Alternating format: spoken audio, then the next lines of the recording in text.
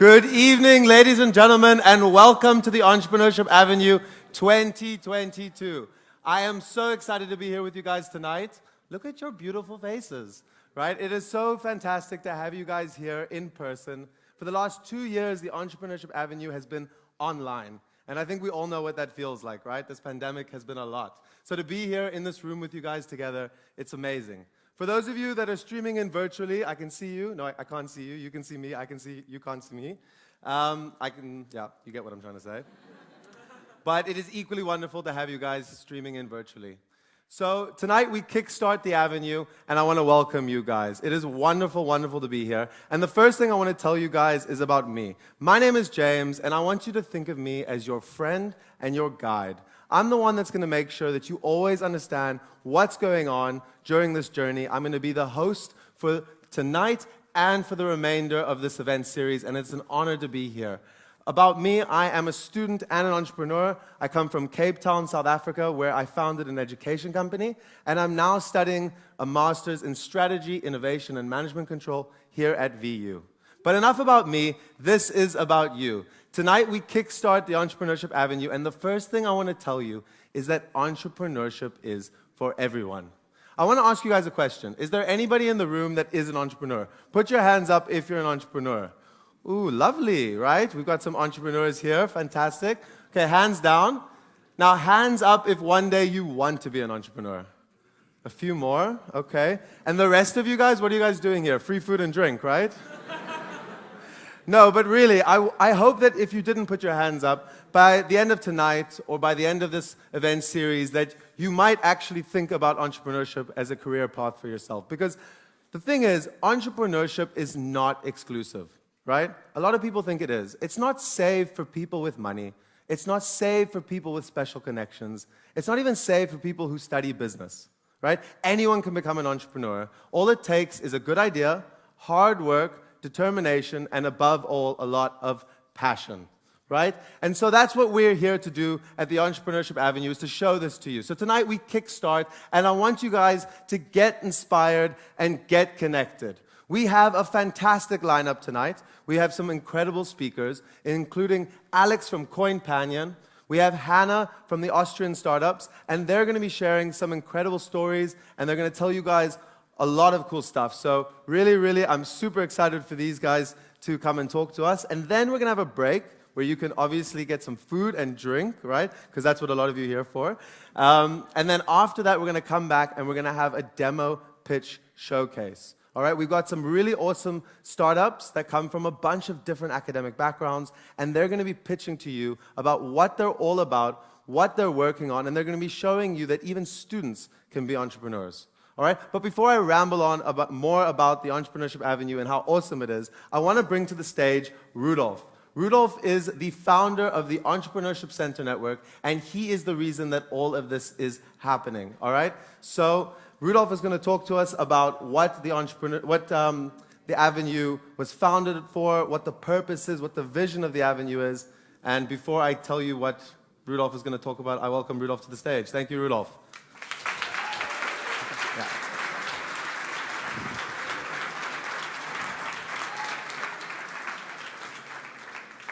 So, thank you for the warm welcome, James. I can tell you how happy I am that all of this is happening in person again. It's just overwhelming to me right now.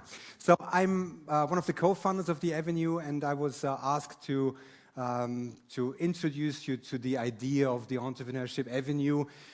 So, I would like to guide you through the three major pillars or cornerstones of the Entrepreneurship Avenue. First of all, this is a platform of opportunities. So the Entrepreneurship Avenue is about opportunities.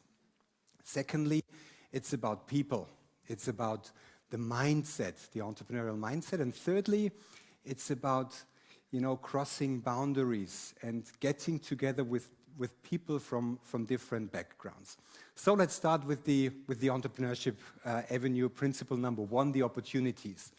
Entrepreneurship is basically all about opportunities. On the slide here, you find three rather prominent definitions of what entrepreneurship is. What all of them are saying is, if you see a problem out there, you can solve this. So this problem can be an opportunity. So roll up your sleeves, get down to work, and do something about it. No matter, and mostly in most cases, you won't have everything at hand that you need to solve the problem, but nevertheless, go for it and do it. So we have the opportunity recognition, seeing opportunities, and secondly, the pursuit of opportunity. And the opportunities, they may come from the societal challenges that we are facing, some other problems, or simply a misfit between what is offered in the market space and what is needed in the market space. So this gap, this is your opportunity. And on the other hand, it's about you as an entrepreneur to find the right people, to build an organization, to find the funds and everything that you need to build your company. So search for opportunities and get down to work. And this brings me to the second guiding principle of the Entrepreneurship Avenue, the mindset, or just like Guy Kawasaki put it, that entrepreneurship is a state of mind of people who want to alter the future. So, and this is you, people. This is you who want to make the future a better place and who want to alter the future. And there are some things that are usually attributed to entrepreneurs, and I would like to walk you through some of those characteristics. First of all, entrepreneurs love what they do, or they do what they love. And similar to little kids, because we know that children, they experience a sentiment of total enthusiasm about 20 times a day. So let's keep the kid in ourselves alive, and so do what you love, you'll be better at it. Secondly, entrepreneurs think like travelers, because opportunities may arise everywhere. So be open-minded, question things, and this will help you to find opportunities and problems worth solving. Thirdly, entrepreneurs are adaptive. Many successful companies, as we know them today, started with a completely different idea of the product, of who their customers are, of what the market is, what the competition looks like, but they got feedback. So they adapted their business models and eventually became successful. Fourth principle, entrepreneurs are persistent. You probably know this infamous quote of Thomas Alva Edison, who said, "He has not failed, but I have found 10,000 ways that do not work." So if you fail, get up again and do it better. And last but not least, entrepreneurs do. Because every pro was once an amateur, every expert was once a beginner, so dream big and start now. So this is the right time to do something. And as an entrepreneur, you will eventually find out that you can't do and should not do everything for yourselves and by yourselves. So there are people out there who can help you. People in the entrepreneurship ecosystem, mentors, experts, but most importantly, potential co-founders and people who want to make your idea happen together with you. And again, this is the platform for your network and finding people from other backgrounds. And this is a gem of the Entrepreneurship Avenue. So for today, we had more than 1,000 registrations for this event, which is awesome and a new record. Secondly, these people, they come from more than 75 different universities, and we have more than 50 nationalities within this year's Entrepreneurship Avenue. So you have the opportunity to experience entrepreneurship in a highly interdisciplinary setting, which can be very, very rewarding, but can be pretty tough because oftentimes we are kind of a little bit biased when we think of people from other universities and from other disciplines. So you have to try to get over those biases, and in order to be able to start working. And now I'm going to show you some quotes, because we did an interviews of students of 3 different universities in Vienna, from the Business University, from the Technical University, and from the University of Life Sciences and Natural Resources.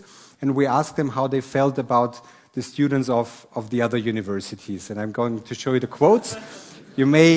Some of you may already know some of those quotes, but I think it's a lovely way to start the Entrepreneurship Avenue with these quotes. So the first quote is, playful, curious, energetic, but slightly psychotic. So who do you think thinks about the others in that way? So is it the WU about Tech University or about University of Life Sciences? Any hints, any ideas? Boku, about whom? Okay, so let's see. It's Boku about the Technical University students. Analytical, good understanding of numbers. Who thinks about whom in that way? WU about TU, so the Business University students about the tech students? Right, correct. 80% Arschkriecher who are forced to attend this university by society or even parents to climb the career ladder in the corporate company. 20% are interested in economics and therefore they are going to attend an individual path. So we know who they are talking about, but who thinks of those people in that way? Actually, it's the self-perception of business students. All right, next one. They're good looking and know how to sell things no one actually needs. Special skills in networking. Boku about WU. Weed smoking hippies. Who are those weed smoking hippies? Boku, and who thinks like this? Theo. Oh, sorry. I have to get back again. No. Sorry, wrong button. You didn't see it. In love with nature, food, and how they correlate. We know about Boku. Then we got 2 more. Security-oriented, too close into the Austrian bubble, too conservative and searching where the next employer will be. So you saw it probably, maybe. It's TU about TU. And last one, the farmers, is the self-perception of the Boku students. So enjoy the journey. Get the most out of this platform of opportunity. Start, fail, repeat, succeed. And now we'd like to show you a little video of welcome notes of directors of various universities in Austria, how they are supporting entrepreneurship and how they love all of us being here on the Entrepreneurship Avenue. Thank you. Have fun.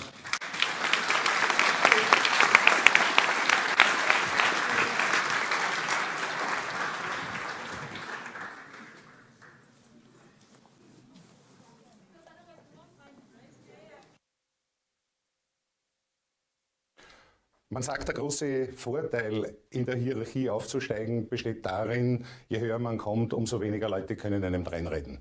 Unter diesem Blickwinkel ist ein Unternehmen zu gründen eigentlich die Vollendung der beruflichen Tätigkeit. Ich lade euch daher ein, jede Chance zu nützen, eure eigenen Ideen zu verwirklichen, euer eigener Chef zu werden und sich selbstständig zu machen. Das Team rund um der E10 mit ihrem Netzwerk an Fachinstituten steht euch jederzeit mit Rat und Tat zur Seite und unterstützt euch auf eurem Weg zur Selbstständigkeit. Entrepreneurs turn their ideas into added value for society, for economy, for a lot of various stakeholders. That's why it's very important for us as a university to engage for entrepreneurial thinking and for entrepreneurship. We at St. Pölten University of Applied Sciences give our best to support entrepreneurs, student startups, staff-driven spin-offs, and we're doing this for several years now. Ein herzliches Willkommen aus Vorarlberg. Ich grüße von der Fachhochschule Vorarlberg bei wunderschönem Wetter und wollte euch mitteilen, Entrepreneurship hat eine ganz hohe Bedeutung bei uns in Vorarlberg. Unternehmerisches Denken und Handeln ist eine der Schlüsselkompetenzen, die in den Lehrveranstaltungen unserer Studienprogramme fest verankert sind. Mit der Startup-Stube haben wir ein Startup-Center, der Studierende und Alumni qualifiziert, sich in diese Richtung weiterzuentwickeln. Wir unterstützen unsere Absolventinnen und Studierenden, wo wir können. Wir leben in aufregenden Zeiten vieler Veränderungen und Gründerinnen sollen Themen anpacken, sollen sich weiterentwickeln und wir unterstützen sie dabei. Entrepreneurship steht für Kreativität, Innovation, unternehmerisches Wagnis und unternehmerische Initiative. Unternehmergeist und Entscheidungskompetenz mit Verantwortung, das sind Werte, die seit über 27 Jahren Generationen von Studierenden zu uns zu einem Studium an die Fachhochschule Wiener Neustadt gebracht haben. The Entrepreneurship Center Network, ECN, is the Interdisciplinary Entrepreneurship Network of Austrian universities. The ECN promotes and supports entrepreneurial thinking and acting and is committed to cross-university networking. Currently, 25 universities from all over Austria have joined this network. The WU Entrepreneurship Center coordinates the ECN and has leading partner in founding this initiative. Entrepreneurship is an attractive career path for many students from many different disciplines, not only from business and economics. With Entrepreneurship Avenue, we support the can-do mentality of young people and enable them to try entrepreneurship firsthand, connect students across disciplines, and thus build the foundation for a successful entrepreneurial career. As WU Vienna, we are proud to support the ECN initiative and Entrepreneurship Avenue since its foundation. Hello, warm welcome on behalf of TU Graz. My name is Stefan Vorbach, I'm the Vice Rector of Academic Affairs. In our daily business, we deal a lot with technical solutions on the daily basis. These solutions may be the initial spark for founding a new company.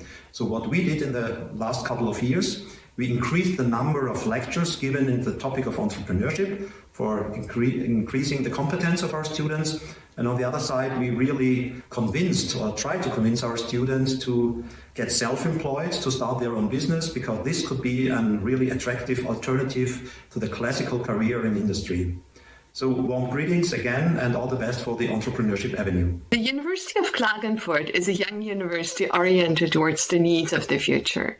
We believe that sustained commitment to education, research and innovation is crucial for securing current and future generations' social and economic prosperity. Our promotion of entrepreneurship is in this tradition.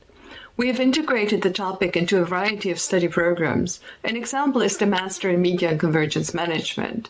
In recent years, we've increasingly supported entrepreneurs who pursue socially relevant startup projects. We are an active partner of the Entrepreneurship Center Network and its contact in the south of Austria. Do come and visit, or even better, work with us. We continuously look for fresh perspectives, curious and talented students, innovative projects and ideas. Dear students, dear graduates, if you later on want to put your ideas into practice, you certainly need more than scientific knowledge. It's clear you also need to have entrepreneurial skills and the corresponding mindset. For this, you can join in Innsbruck our Incubator Makerspace, our Skinnovation Conference, the Campus Tirol Motorsports Team, or take an add-on course in entrepreneurship. So, the good news is, we strongly support students who want to make a difference and want to become innovation leaders. Thank you. Careful. Wow. What fantastic marketing, right? So I just want to say like a big shout out to, I know the video was long, but a big shout out to all of academia, because I don't think academia has always been, 100% driving entrepreneurship the way it is today. And so to see all these rectors, to see what the Entrepreneurship Center Network is doing, and to see academia fully behind entrepreneurship, providing resources, knowledge, and just creating a space for entrepreneurs to exist, I think it's fantastic. And for that, I'd like you all to give a round of applause. Thank you.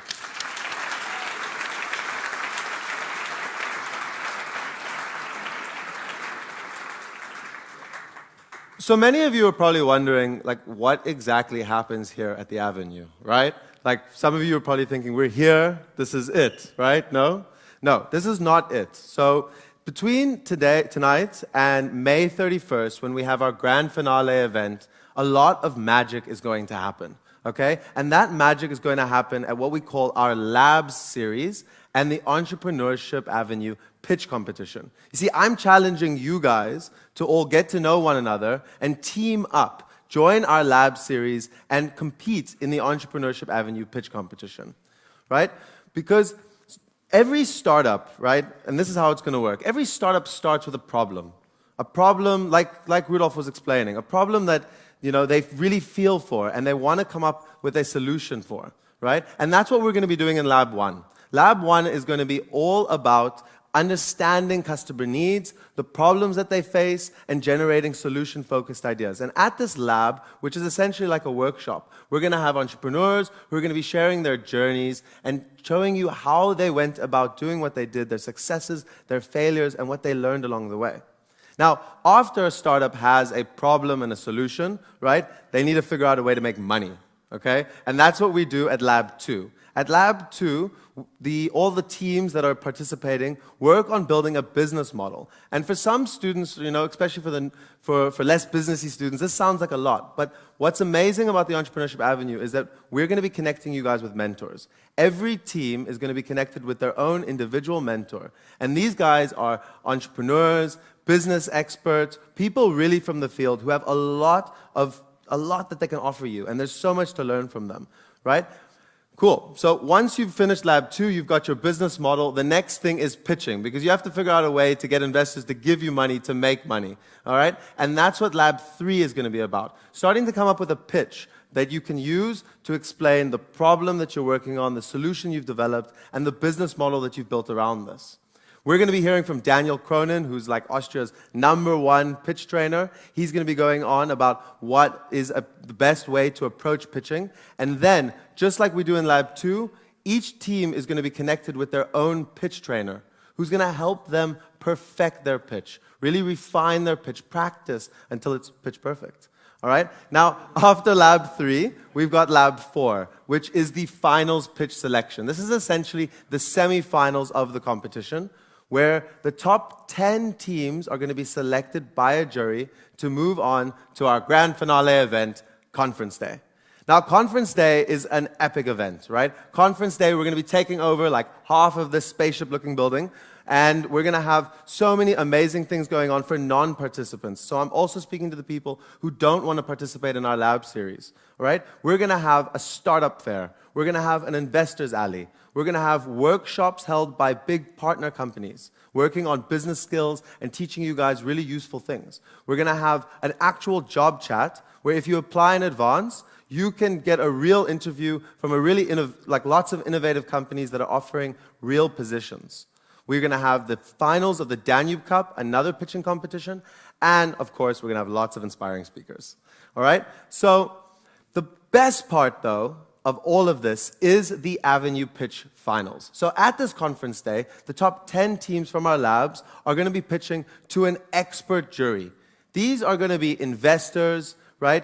Entrepreneurs, high-level business people that are going to be choosing the top teams that are going to get prizes, right? It's all about getting prizes for many people. There's going to be cash prizes. There's going to be non-cash prizes like office space, consultancy work, free advertising by AWS. There's a lot of amazing things. And I'm telling you guys, many startups have used these prizes, have used this platform to kickstart, right, their startups. But what I want you to know is that even if you don't make it to the top 3 and you don't win a prize, you're going to get massive exposure by making it to the top 10. Like I said, there's going to be investors, there's going to be other entrepreneurs, there's going to be a lot of people that might be interested in you and your idea, right? So if this sounds like something you're interested in, I want you guys, wrong way. I want you guys to understand that anybody can do this. It sounds like a lot, it sounds intimidating, but the whole point of the Avenue is to hold your hand, to make you feel really safe, to create an environment, a playground where you can try things out. Anybody can do this, all right? So if it sounds like something you're interested in, there's a big QR code, right? Maybe some of you want to take out your phones. There's one phone, there's another phone. Any more phones? Okay, that's enough, James, right? So I want you guys to sign up if you're interested. A lot of you can look for people wearing these kind of t-shirts. Oops. And you can talk to them. They can give you all the information. Guys, join the lab series. Like I said, it is really an incredible opportunity, and we're going to keep pushing it throughout the night. All right? So I like to see all these phones. But with that said, the next up, I'm super excited to introduce you guys to Alex from COINPANION. All right? Alex has been doing big things. Alex founded his company some years ago. He's going to tell you guys all about it. But COINPANION is an amazing company. I've got a few friends working there. I've been getting to know the people in the team. They're an awesome team. They're doing change-making things. And before I carry on, I bring onto the stage Alex. Thank you, Alex. Thank you. Okay. Yes. Is it working? Can you hear me? Yes. Okay. Dare to be different. Yeah, okay, my talk is going to be a little bit about how my journey as an entrepreneur was. I actually started, like James told you already, in this university. So my path is actually probably a similar path a lot of you guys can actually take. So just out of university, doing something crazy, and it seems like it's actually working out. So yes, the title is actually Launching a Startup While Studying. So how is it to build a startup while you're at university? And yes, I was exactly at this university. So short notice to myself, I'm Alex, I'm 24 years old. I'm from the mountain town South Tyrol, so I have no proper language, no English, no German. We have a special language there. So I come from the mountains, I'm still a student at the university, and I'm the co-founder and CEO of COINPANION. And what we at COINPANION do is basically what we're trying to do is we want to make the multi-trillion-dollar opportunity of the metaverse, Web 3.0, all this crazy new stuff which is happening online, accessible to everybody, basically to the everyday investor. So right now we see a lot is happening in crypto. We hear a lot about these magic images in internet, NFTs, DeFi, lots of buzzwords. And the main issue is it's a huge opportunity, but it's super, super overwhelming. So we have thousands of different cryptocurrencies. We have now NFTs, gaming items, DeFi products, you name it, like thousands of new assets. Then we have different platforms where you need a lot of technical understanding to actually buy NFTs. Then you have to exchange it, and you have gas fees. So just to sum it up, it's a huge opportunity, but it's fucking complicated. And what we are doing is we are trying to lift that barrier. So we are trying to bring what ETFs did to stocks to digital assets. So imagine instead of investing in like a specific image of an ape or a specific gaming item or a specific coin, you just invest in the technology, in the idea, in the industry itself. So you invest in the metaverse, you invest in digital art, you invest in DeFi, you invest in music, you invest in domains. And similar to an ETF, it's really this passive approach to participate on the future. And yeah, now I'm going to tell you a bit how this started, how it developed, and how my progress during this whole journey was. And I call it the two-step program to entrepreneurship. So how it often starts, it often starts that you're really passionate about something. And for me, it actually started in 2015 when I got really, really crazy about crypto. So as you can see, this is my student apartment. In 2017, a bunch of friends, my roommates, we teamed up and built a lot of these mining rigs. So we were mining like crazy cryptocurrencies. You can see it's like really studio-like with games just lying around. But I was really passionate about crypto. And the second step is, which this event is also for, is I met the right people. And university is actually a super great place to meet exceptional people. And it happened at two different occasions. So the first thing was somehow connected to university. So what we students do a lot is we like partying, right? So we like going out, we like going to home parties. And what I did is basically I went to a home party, I got hammered. I was like talking to somebody from the TU, like some like technical genius basically. And I was like, yeah, do you understand this whole crypto thing? It's really exciting. Did you ever check in smart contracts? And he was like, yeah, he checked it. He's really passionate about developing. And so just in this drunk talk, actually a strong friendship emerged, and we started doing a lot of projects together. And the second part of my co-founding team, we are 4 people, I actually met them at Entrepreneurship Avenue. So we participated together in a course called Garage. So the E&I courses, they have like a special program where you try to build a startup. Our startup didn't work out, but I met a really exceptional person who finally, in the end, became a co-founder. So I think the most important thing for the personal entrepreneurial journey is to just find the right people where you have fun doing the stuff.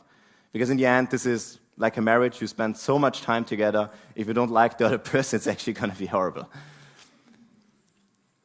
And yeah, what happens once you have a topic which you're really passionate about and you have the right team, next thing is, yeah, you start building. And I call it the non-linear path to success, because I wasn't like this typical business student where I tried to analyze a lot and we were not like really thinking about what we are building, but we just like to build. So we were like, okay, fuck it, we're just gonna start. And in the end, it was anything but planned. So initially, the idea always started out of the point of, crypto is super exciting. There's something really happening, but it's so much effort to participate. How can we just make it easier to participate in newer investment opportunities? An initial idea was, yeah, what if just somebody else takes care of it? Like if I copy somebody. And then me and Matthias and later on the other co-founders started just developing a copy trading platform. So without doing any user research, without doing any interviews, we just started programming like crazy for almost a year next to university, had a super beautiful website, the whole platform, spent thousands of hours in building it, and then find out it's actually bullshit. but it got in that direction that we really learned to working together. So we found out, okay, we like building stuff, and we like building stuff together. And we also saw it's not completely useless what we did, because we saw that other people are searching for a solution to get into crypto, just our approach wasn't the right one. So the second step was, okay, we know people want to get into crypto, we know there's this concept in the classic industry called robo-advisor, let's try that. We tried to do that, it actually started to becoming more than like a side project, we actually started working like half-time next to university, and it somehow started to gain traction. And luckily, there was also the point where our founding team became a bit bigger, and we started actually doing user interviews, we started doing marketing, we saw customers coming, we started learning from customers, and it actually started becoming more than just a project, it started becoming a company. And beginning of 2020, it was this turning point where we, as founders, decided, okay, we know we are onto something, we want to do this, we want to really build a startup, and we were like, okay, we go full-time into the company and also shifted a bit far away from the learnings we had that advising is not the right thing, it's more about accessibility, and there it's where it landed. It's like this ETF-like platform, where I call it. And the real decision, which was at that point for me and for my co-founders, is we wanted to fully focus on our entrepreneurial journey, and we decided to put university aside. And that's also a bit of a message of my talk is, I feel like if you're really passionate about something and you feel like, okay, this is the time I want to make it happen, you have to fully commit on it. We spend so much time trying around, doing it like a bit, then not doing it at all, then doing it more. But it really started to become a successful company once we said, okay, we're going to go all in. And yeah, what happened today? Like COINPANION actually developed super successful. We now have a team of, actually it's a bit outdated, we are around about 35 people. We did our first funding round of around about 2.3 million euros. We have a lot of really cool investors which support us, and the company is growing really, really fast. And also to go back a bit to this topic, university, I'm still a student. Like I'm still enrolled in this university. I never finished my bachelor, and it's okay. I feel like it's completely okay, because for me, university was never about the grades. It was more what I make out of it. And for me, it was really this point where it started sparking my interest of, I want to be an entrepreneur. I want to do it. I want to be an entrepreneur. And it also got me like the first initial tools just to finding out how should I actually approach it. Like business model canvas, like I said initially, I was at the beginning of the university, we started just building. And then we got a better understanding, okay, how can we actually approach it that it can be a success. And I guess the most important thing for me personally was I met my fellow founders. Like also James told you before, it's really about you have to meet the right people. This is an opportunity to meet the right people, because no company is going to succeed if you don't have the right team. Yes, thank you.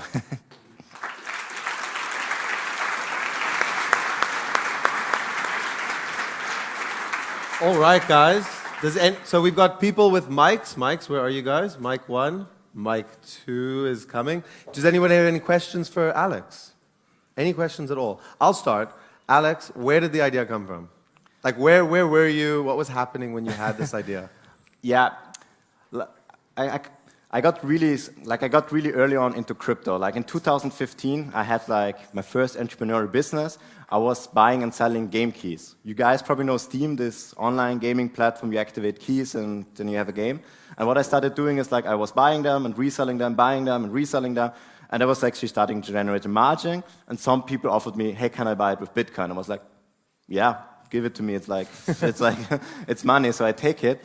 And that kind of sparked my interest into this whole technology. And I have to be honest, it really started to take a lot of my interest when it went up in 2017.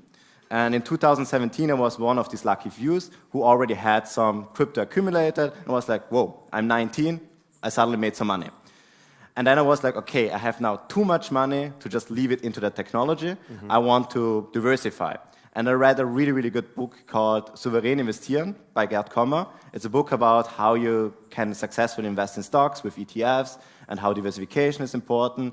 And I was like, whoa, that makes a lot of sense. Why can I not do the same thing with crypto? Why can I not do the same thing with art? Why can I not do the same thing with watches? So it really started this just luck of having early like touch with the technology and getting this feeling of, why can I not passively participate with it, kind of merged the idea in the end. Fantastic, thank you. I saw a hand go up. Here's one. So I've been following like broadcasting and everything, and one idea popped up in my head, or a question. What differentiates you from Bitpanda? Yes, I get that question a lot. So you can like compare it to what is the difference between a broker and an asset manager.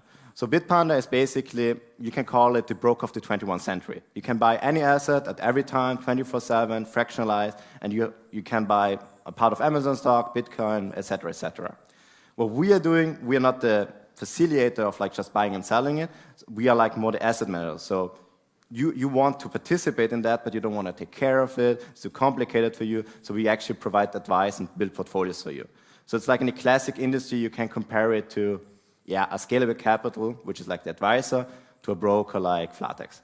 So it's not about really buying and selling the asset itself. It's more like just passive participation. So it's against active, passive investor.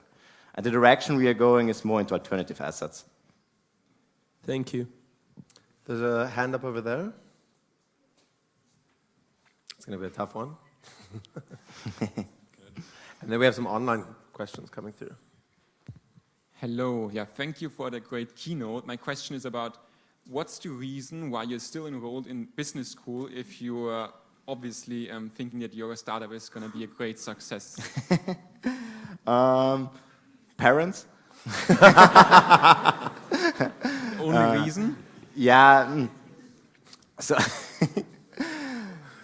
I mean, I'm really at the end of my university, so for me it's really just a bachelor thesis. And I often was like, okay, I spent so much time in university, I did all the courses, I did all the exams, and now I'm not finishing because of these last 30 pages, and it kind of feels like, it feels wasted. And that's the main reason. Like, I feel like I'm gonna find the time to do these 30 pages, but as of right now, there's so much going on, my focus is just on something else, and I think that's also the cool thing. I don't really have a stress. I can finish it whatever, but it would be wasted to never do it. Okay, that makes sense. Thank you. So we have a question over here, but while we get the mic coming, a question from online. What was your first major learning as an entrepreneur? My first major learning?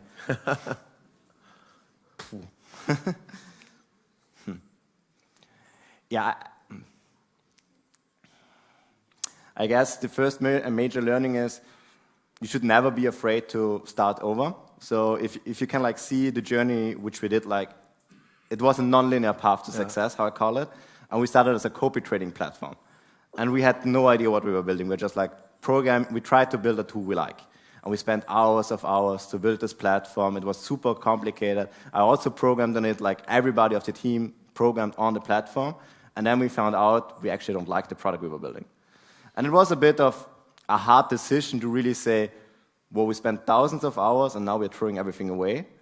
But I guess that also is one of the major learnings in the end, that you have to be open to change and also accept if things are not going in the right direction. So we often have this point where it's like just going and it goes somehow well, you feel like you're making progress, but then there comes this hard realization where you say, are we on the right track? And it's often hard to say, yeah, it's not the right track, but we really have now to take a turn and just throw a lot of work away. So never get too attached to what you already built, because in the end, the journey is the goal and not the product which is coming out. 100%. And I guess also in like an ever-changing world, you have to be ready to pivot at any point. You know what I mean? You have to move with the environment. I'm the strong opinion like that the idea is actually not that important. I feel like as long as you're in an industry which you're really passionate about and it's big enough, if you're ready to pivot and turn around and try out what's going to work out, you're going to eventually find the right path to a successful company. You just have to find the right people who are ready to do it with you. But in the end, if you look at how many businesses started with a completely different idea, you just have to be ready to change in the end until it works out. Change until it works out. Right place, right time, with an open mind. Yes. Cool. There was a hand up. Hello. I want to ask how a student such as yourself learn to program. I went to a technical high school. So, like back in South Tyrol in a mountain place, I went to a technical high school where, with like a computer science background. And I was actually lucky that I had not a really nice teacher, but a really good teacher. So he forced us to actually start learning programming. In the end, we finished school with a really good basic understanding of Java, which is like a programming language. And this guy over there, we always were friends, we went to school together, and we often tried different ideas together. And once it was like, okay, we want to program an app. Oh, we never learned how to program an app. But we already had like this basic understanding of programming. Or like, it's hard to find developers, so we're just going to do an online course and learn it. So actually what I always did, and I always like encourage people, is you can learn everything. You can also learn programming. Nowadays, there's so many online courses. If you spend a month, you can program really easy, like first versions of apps if you want to. So it's just online courses. And I was lucky to be in a good school. Question over there. And then one back here. Yeah. Thank you for the presentation. We just checked your website and it looks pretty amazing. Thank you. And I have a question. Do you have any exclusive collaboration coming up since you... sorry. No worry. It was Siri.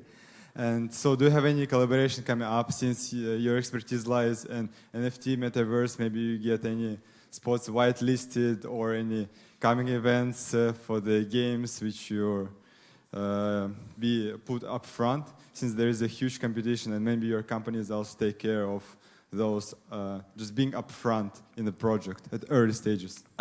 Actually, that's not really our focus. So we're not really trying to like go super early into super risky projects. It's really this idea of passive access. What we are doing right now is actually we start offering an NFT product. So you're going to have direct access to NFTs. So it helps to have the right connection to get access to the collections. But it's not that we try to get early into super risky projects.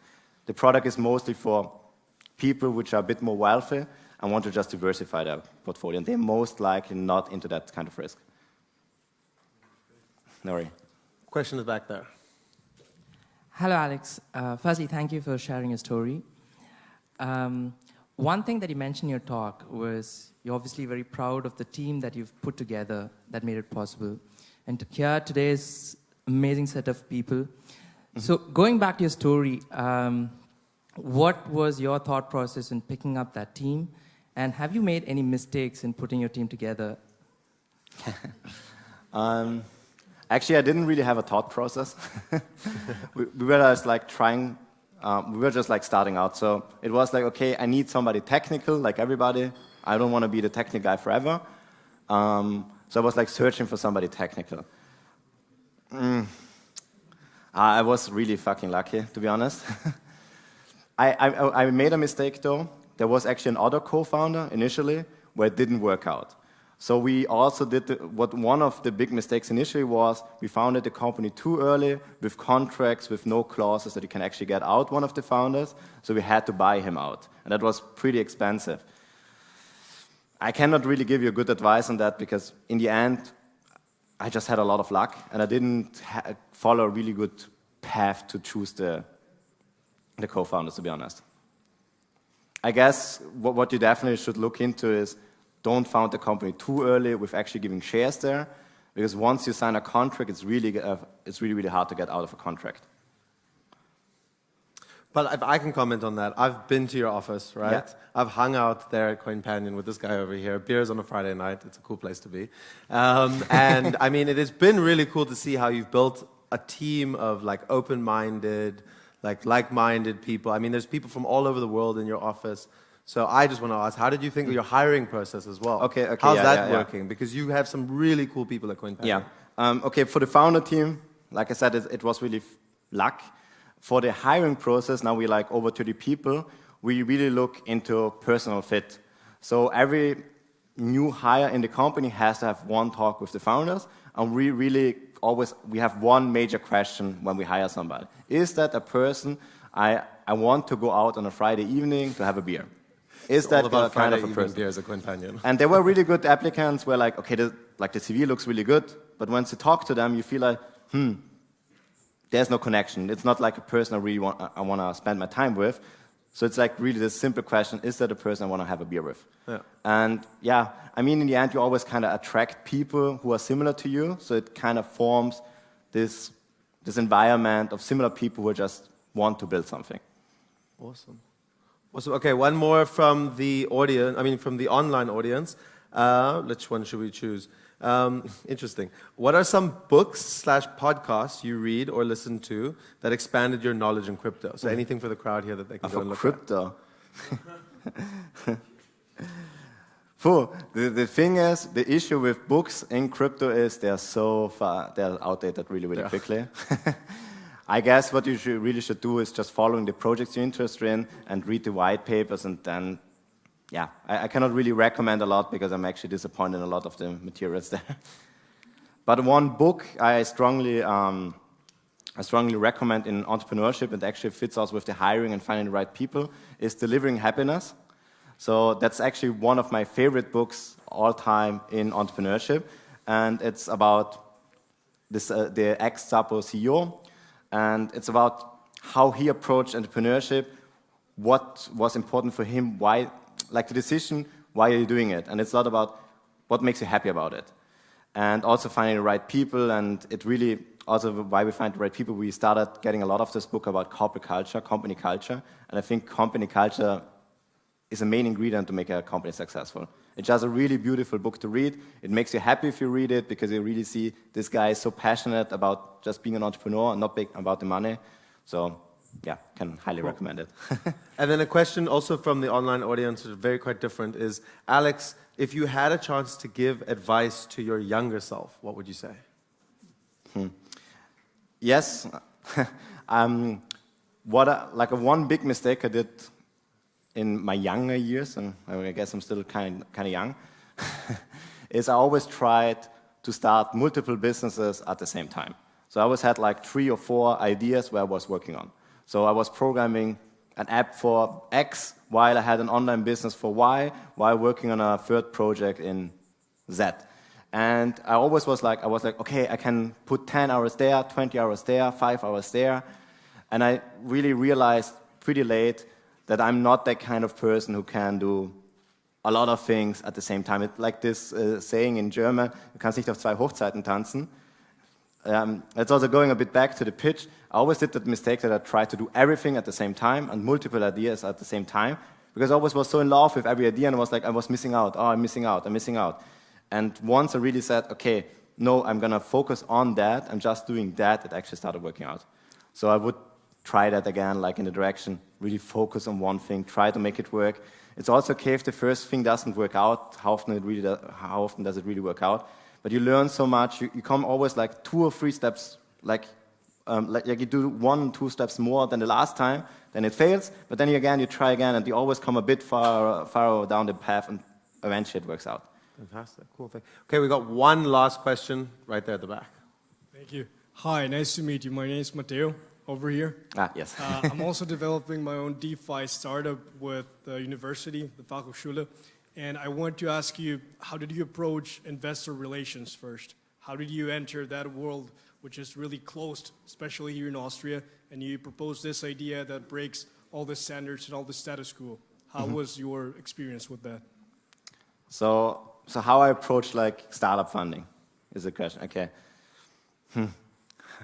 So I didn't like, our first funding was actually from Frank Westermann, who was the CEO and founder from MySugar. And it actually was a funny coincidence. So we had this copy trading platform. And the thing I did is I didn't really look for funding. I just tried to get our name out. I tried to get the idea out to like, yeah, we built that. Does somebody want to try it out? And what I did is I went a lot to the startup events because I tried to like, hey, what do you think about the idea? I don't know, like just meet other people and like show it a bit what I'm doing. And I had the lucky coincidence, and I think it's a lot of these events, that I spoke to Frank, and he saw that I'm super, super passionate about it. And I was, how old was I? I was like 21 years old, and I'm talking about, I fucking love crypto. I really think this can be something, but I don't know in which direction it's going to be. And initially, this relationship just worked out with, yeah, he's going to support us a bit. He's just going to be like a mentoring partner. So I guess the thing is, there's actually the saying, ask for advice and you get investment, and ask for investment, you get advice. I don't know how it exactly is. So initially what I did, I was just searching for advice for people who already did it, just to tell me how I can also do it. And then the relationship went so well that he was actually the first investor. Nowadays it changed a bit, and what I would, like, once you have the first investor, you start entering your circle, and then it goes like pretty fast. But how I would do it nowadays is just like going lots of startup events, trying to do pitch competitions, just getting the name out. There are a lot of people who actually want to help entrepreneurs, and they're gonna approach you. And what I also think is really helpful is just try to get somebody who might be not that like top league investor. For example, talk to another founder who has a startup where there are already investors in, get a good relation with him, and he is going to make you an introduction to their investors. So I also saw that during our seed round fundraising, and also now doing fundraising. I get a lot of interest from other founders, not actually investors, but other founders who have investors in their company. And founders are always here to help. So also if you ask me and you have a good idea, I can also make you some introductions. It's just really asking for advice and help. Cool. I think we would all love to ask lots of questions, but the show must go on, so a big round of applause to you, Alex. Thank you.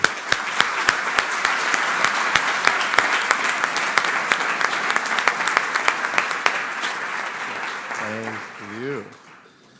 Awesome stuff. So next up on the stage, we're going to be hearing from Hannah from the Austrian Startups. Austrian Startups is an incredible organization. I've recently become almost kind of like a part of the Austrian Startups at the Entrepreneurial Leadership Program. And Austrian Startups are doing incredible things. It's just like, bringing people together. Like Alex said, founders help founders, right? That's what we're trying to do here at the Entrepreneurship Avenue. That's what the Entrepreneurship Center Network is doing. And that's one of the things that the Austrian Startups are trying to do. So thank you, Hannah.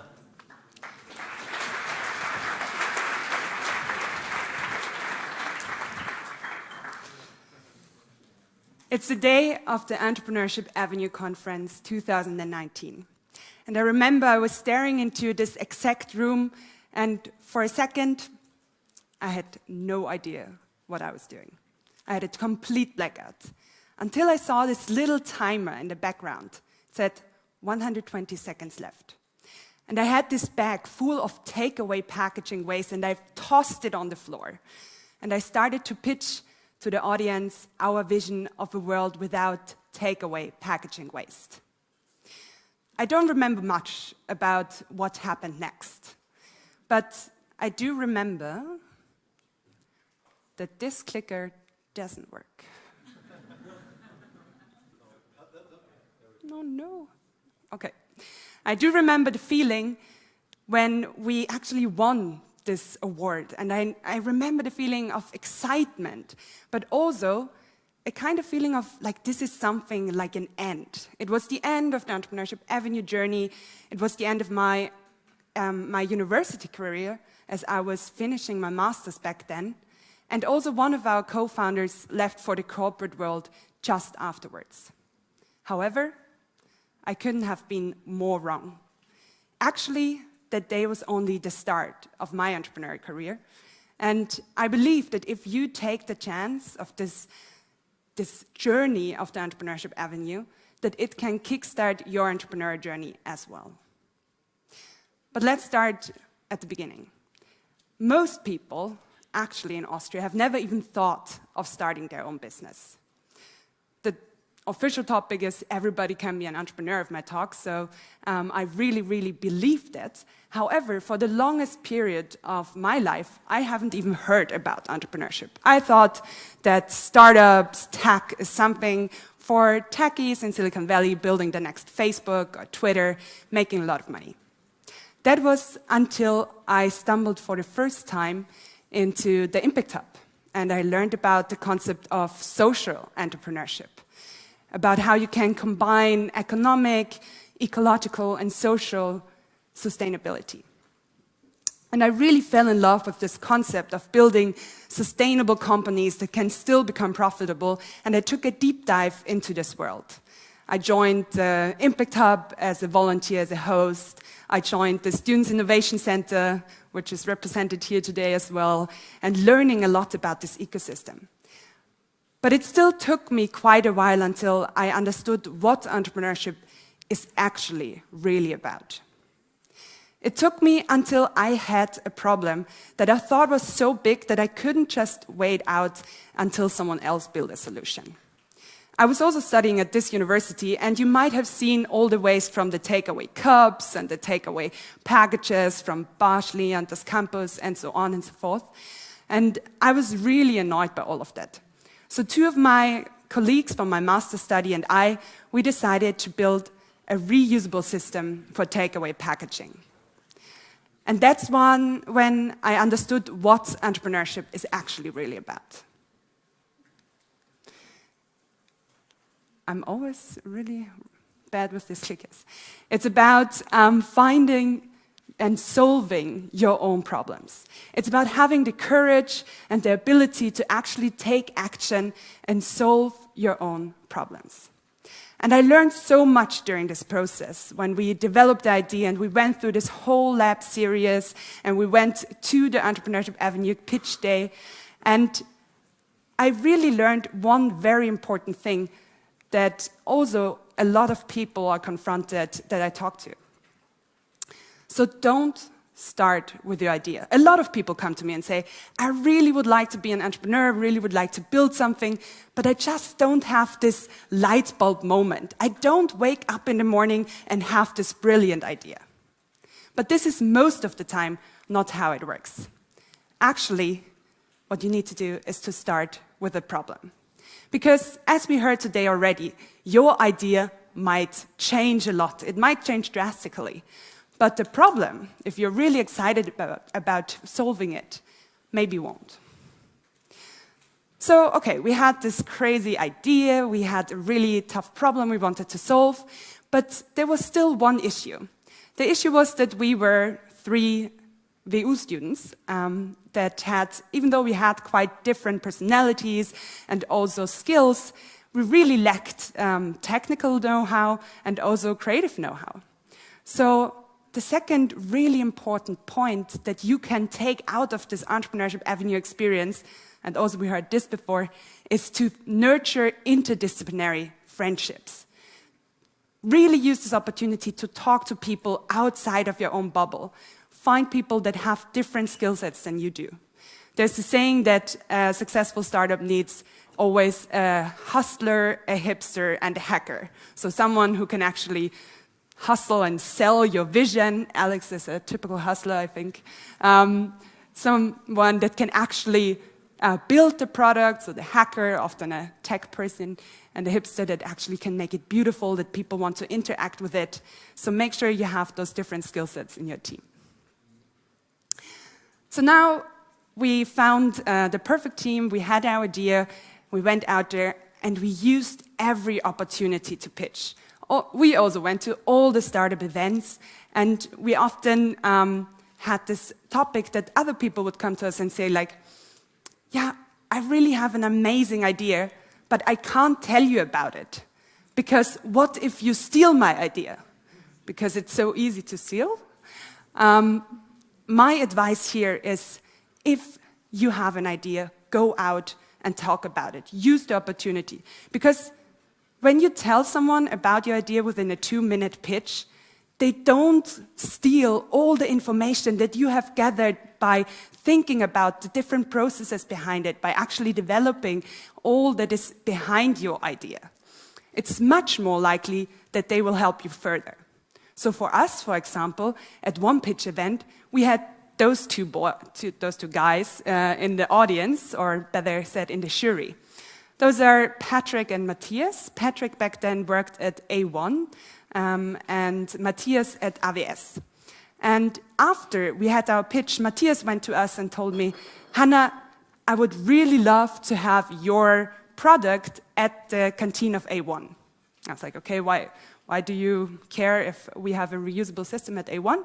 Well, every day my office is next to the office of A1, so every day I go to A1, I take my food in a takeaway package and I bring it over to my office, and we have these piles and piles of waste. So after the pitch, I went to Patrick and I told him, well, Matthias wants our service at your canteen. Don't you want to make a pilot with us? And he was, of course, excited, and he gave me his contact details. However, it still needed one very important step in order to actually get the pilot off the ground. And it's following up. There's one thing that I learned during my journey as an entrepreneur, that some people have this kind of bullshit wall. So if you don't follow up with someone at least 2 to 3 times, they won't answer to you because they think it must not be important if you do not follow up. So take every opportunity to pitch and tell your idea, and then don't be too afraid to follow up. Well, when we hear those amazing stories of COINPANION and about all these amazing entrepreneurs that go through these journeys of pitching and winning, then you often feel like, okay, it's a path that goes straight up and it's always, always awesome. However, this might not always be the case. Actually, the life of an entrepreneur looks more like this. You can also call it the valley of death. So often in the beginning, you have this idea and you're really, really excited because this is the best idea ever. And the more you learn about the idea, the more you learn that you actually don't know anything. So at some point, you might get into this dark swamp of despair. And then it needs 2 things in order to get you out of this dark valley of despair again. On the one side, it needs persistence. You need to believe that the problem you're solving is so big that you really want to stay on and be persistent and just stick through also if it gets hard. And what also really helps, and that was also touched on before, is a team that can drag you out of it again and with whom you go through this journey together, and that might be on a high when you're on a low. So it can be that you go through this roller coaster every month, every week, sometimes every day, but this is what makes it exciting. And what is also connected to this is that your whole path is not straight. Actually, for me, the path wasn't straight at all. After we have finished university, we decided to actually go all into the project, into developing Refill, and then we started to see canteens as a really cool partner and as a really good use case in order to focus on, and we put all our efforts on this one card. The problem was, that was in 2019, so you all know what happened in 2020, Corona hit and all canteens closed down. So for half a year we still continued to work on the project, but we really saw that this is not opening up as soon as we want to, and we decided to put down the project idea. However, this opened up a new possibility for me, Because what I learned during this journey is that it is such an amazing journey. If you go through developing your own idea, you learn so much, much more than if you are studying or at school. You learn how to present, how to believe in something and work as a team on an idea. And I wanted to actually open up this world to more people.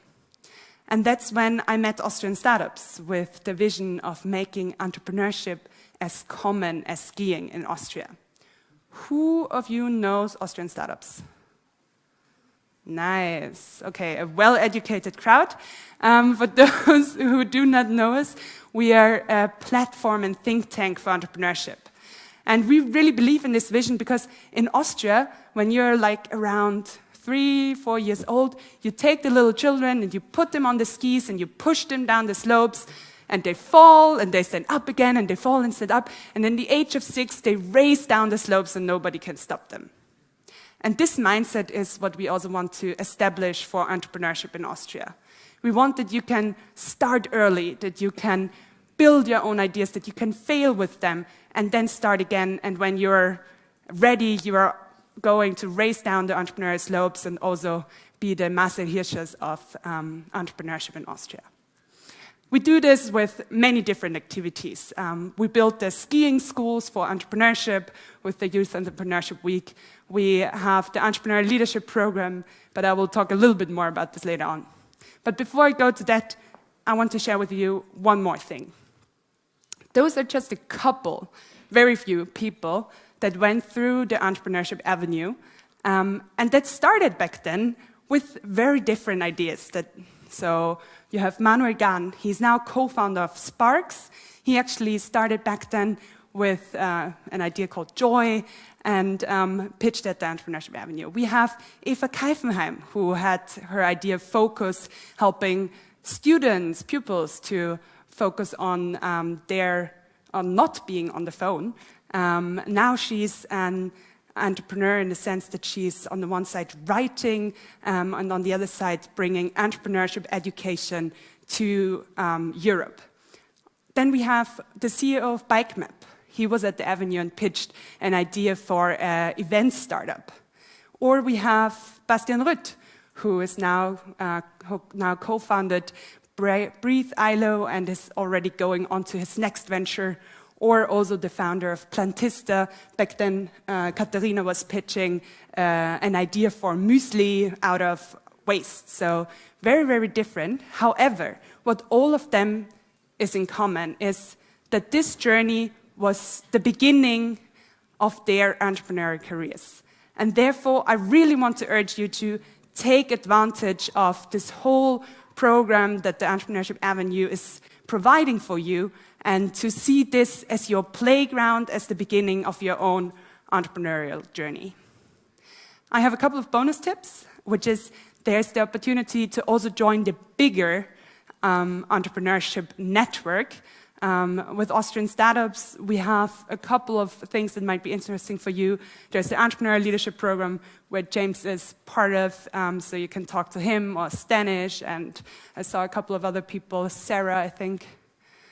There's Circle 17 Impacton for those of you who want to work on sustainable ideas. It's a 3-day hackathon from the 20th to the 23rd of May.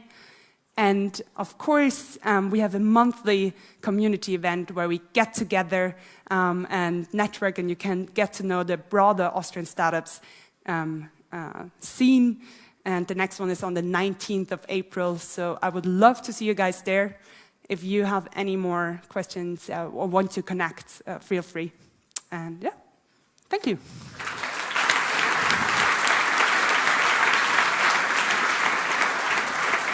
Like Hannah said, I've recently joined the Entrepreneurial Leadership Program, and it's an incredible place. I joined last weekend, right?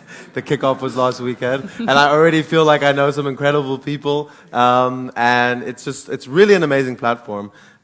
So yeah, it's time for questions from the audience. Who's got some questions? Questions from the audience? Anybody? Hands up. We've got some coming in from the from online. So one of them is, okay, well, let's take one here because they're literally still typing. So Konstantin is coming around.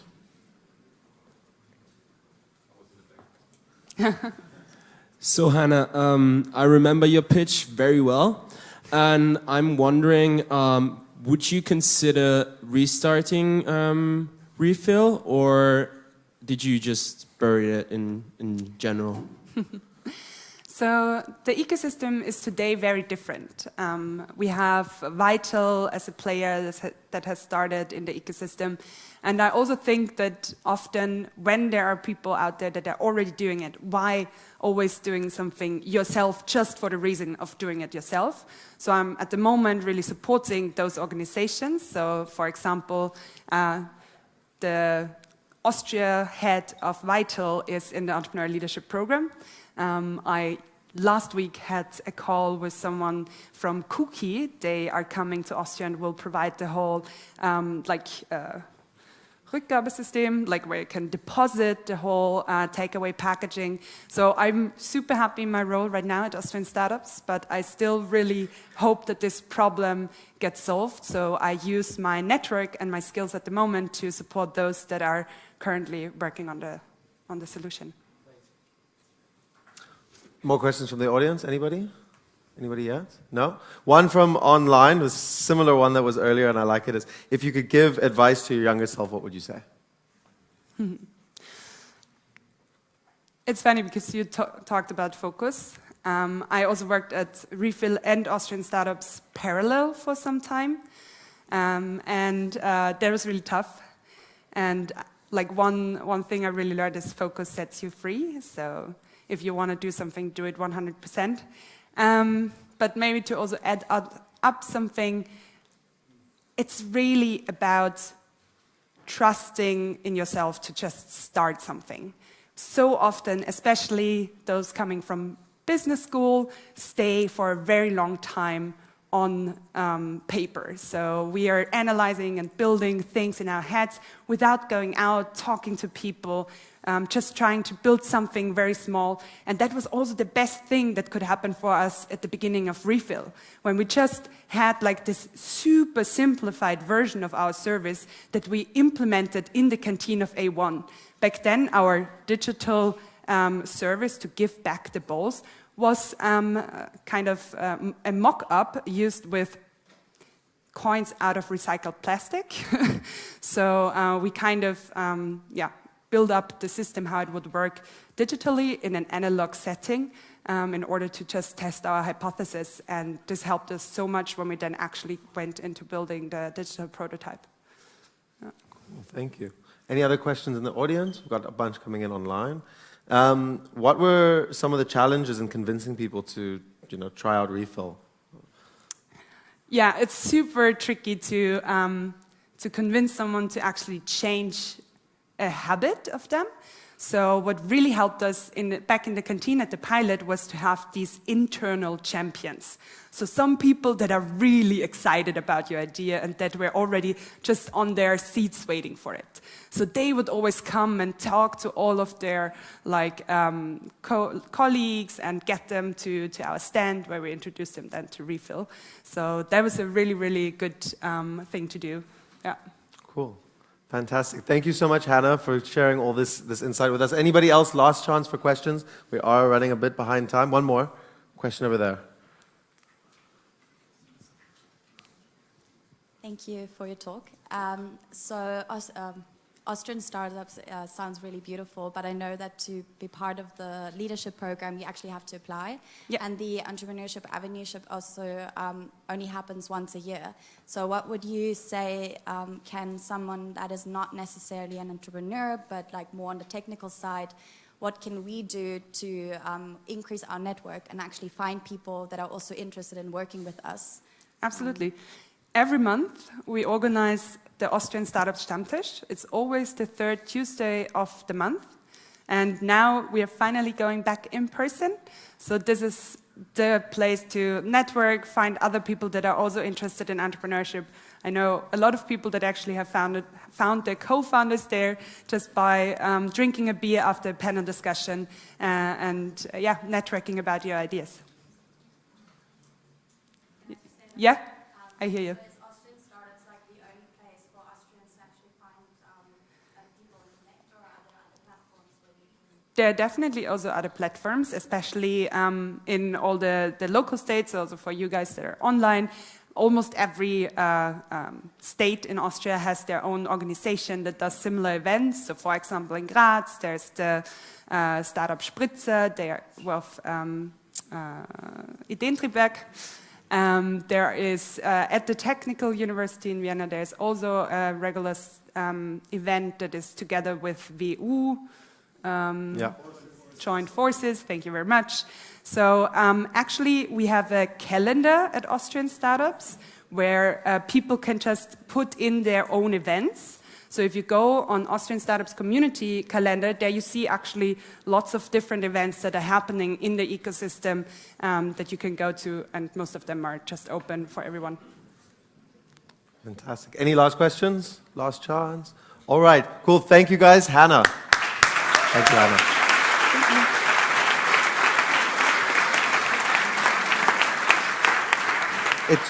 It really is incredible things that they're doing over at the Austrian Startups. Like, anybody here who feels like they've got a lot of potential and they really want to meet cool people, I'll highly recommend the Entrepreneurial Leadership Program. Like I said, I'm a week into it, but so far so good. It's really amazing, and you meet a lot of really cool people, so check it out. And to further on that question, we're going to be showing you guys a bunch of in-person events that are going to be happening over the next few months. That's something I'm going to talk about later. But without further ado, it is time for a break. So we'll be back here in about what's the time now? Let's give it 10 to 8, everybody. We're going to be back here in 10 to 8. And with that, I'd like us to all have a round of applause. Thank you, guys.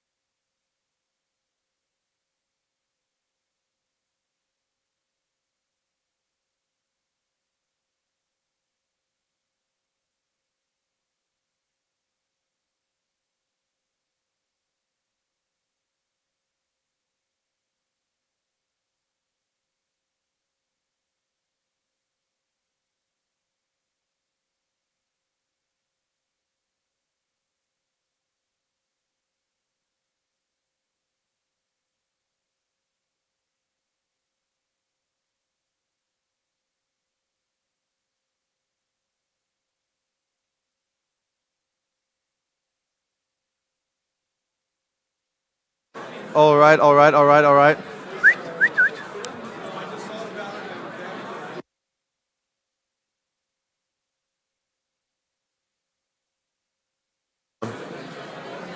Let's go, let's go, let's go.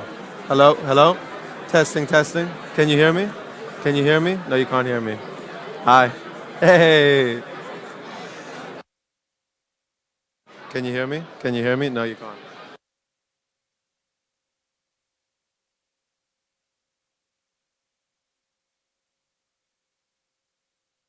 Let's get back in our seats. All right, all right, all right, all right, all right. Everybody, can you hear me? Speaker manager, is this thing on? Is it on? Is it on? It's on. Woo-wee! All right, everybody, back in your seats, please. This is where the teacher in me comes out. Back in your seats. Let's go, guys. We're going to be starting shortly. Like every great event, we're running behind time, or ahead of time. Back in your seats, please.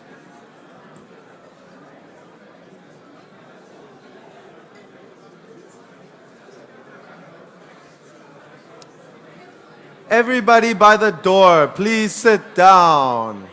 I repeat, please sit. Anya, sit down.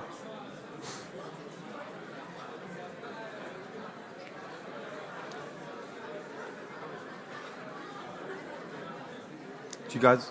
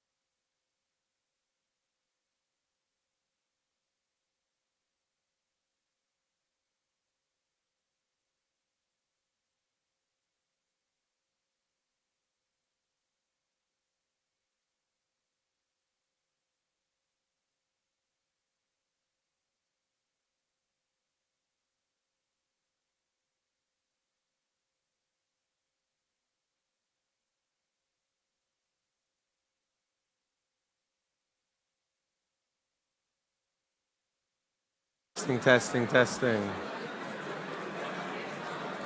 All right, welcome back, everybody. Welcome back. Shh. Thank you. All right, welcome back, everybody. It's wonderful to be here, as I've expressed many times. So first, I just want to shout out to the viewing parties. All right, in Klagenfurt, I think in a lot of different universities, a lot of different places, there's a whole bunch of people watching, right, online right now through these streaming cameras at the top there. So just a big shout out to the guys viewing from very far away. Can we give them a round of applause, please, right?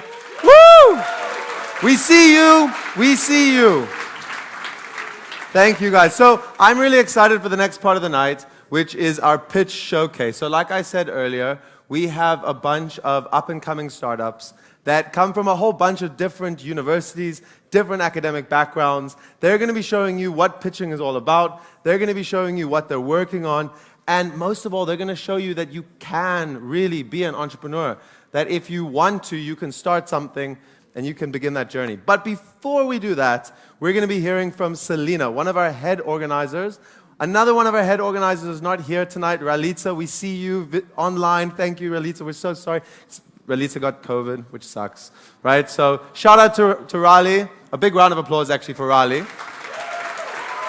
Thank you. Woo! We miss you. Oops. Right. But yes, without further ado, I welcome to the stage Selina, another one of our head organizers who's going to talk about the next steps. Thank you, Jean.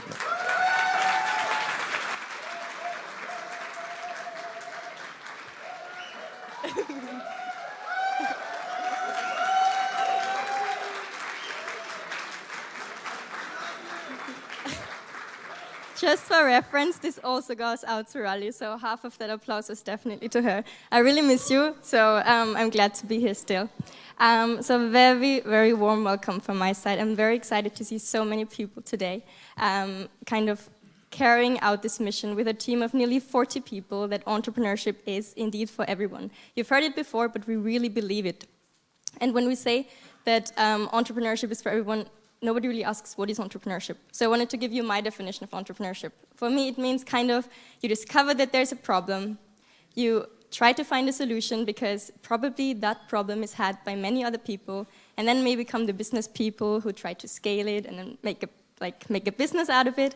But at the end of the day, with your solution, you create value for so many other people. And it is basically recognizing this problem and taking matters into your own hands and really changing the system. And I think this is really inspiring about entrepreneurship, and every single person can take this from entrepreneurship. And as we all know and said before, it is especially the interdisciplinary teams that make all of this come to life. So no, entrepreneurship is not reserved just for business people. It is the pharmacists, it's the medicine people, it's of course the engineers that we also need, it's the architects, the artists, it's whatever, you name it, you know your background. But it takes all of us to come together and really think what is our problem that we have, and everyone who is the field experts, like you pharmacists, you know exactly what goes wrong in the laboratory, and we business people could never know. What we know is how to sell it, how to talk to investors and that stuff.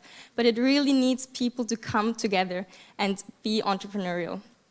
And with all of this in mind, we created the Entrepreneurship Avenue 2022. We want to provide you with as many opportunities as possible to try out entrepreneurship. It seems so challenging, like you need an idea, you need a team. No, you don't.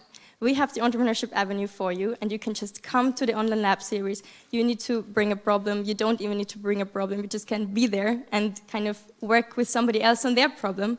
And you can just try it out in a very safe environment. You can't lose, you can't just meet cool people, really. And we also have, of course, the offline events, because if somebody's like, oh, another online event series? No, we have offline events for all the people in Vienna where you can come together, mingle, learn how to sell yourself, how to network, how to make custom interviews with our ecosystem partners. So we even got that covered for you.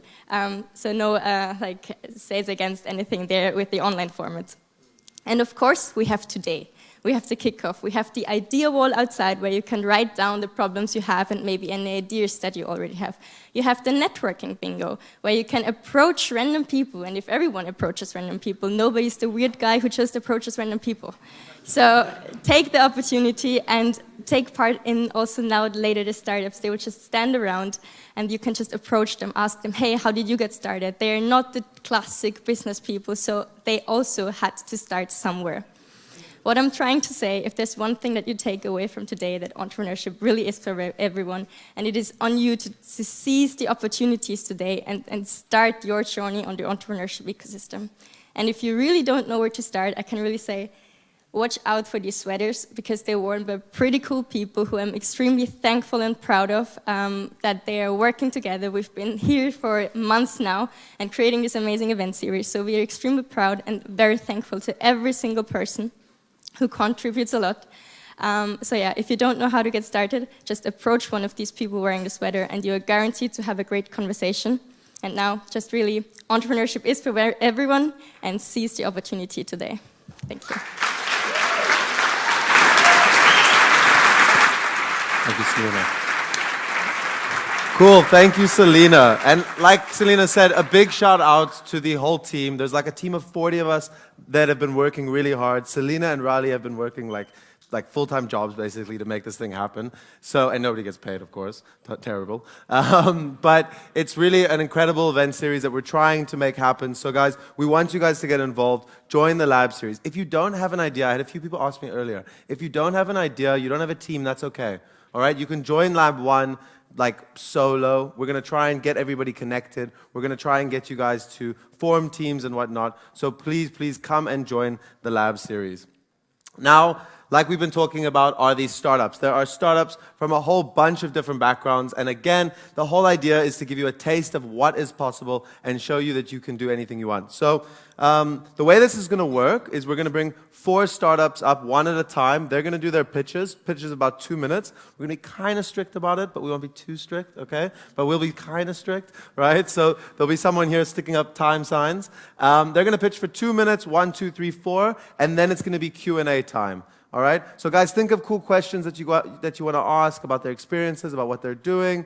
And yeah, without further ado, I bring on the first pitch, Azola Ecosystems, who won the Entrepreneurship Avenue last year. So we're super excited to have him over here. Thank you. Thank you.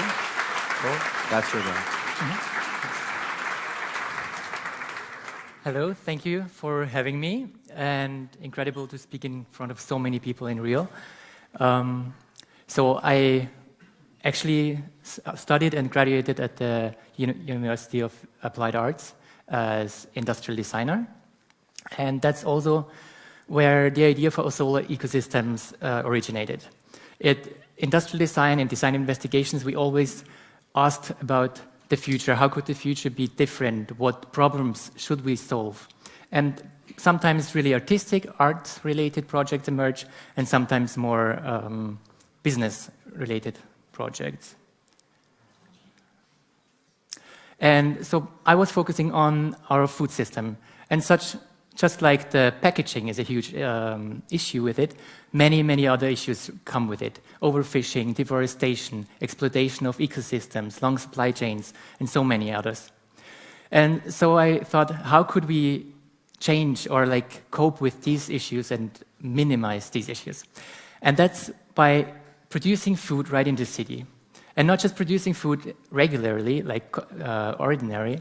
There is a system of aquaponics where we used growing fish and using the waste products of the fish to grow vegetables, which in return clean the water for the fish. So it's a recirculating system with minimum of waste and really little energetic input.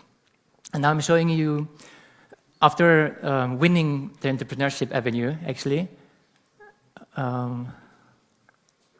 I used the last year to found the company.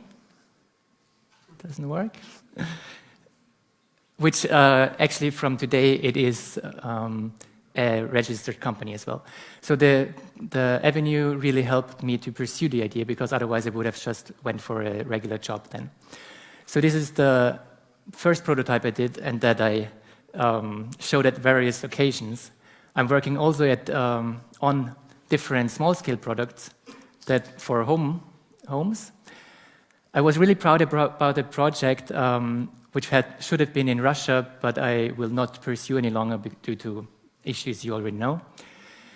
And I'm also working on huge-scale products, installations for fish production.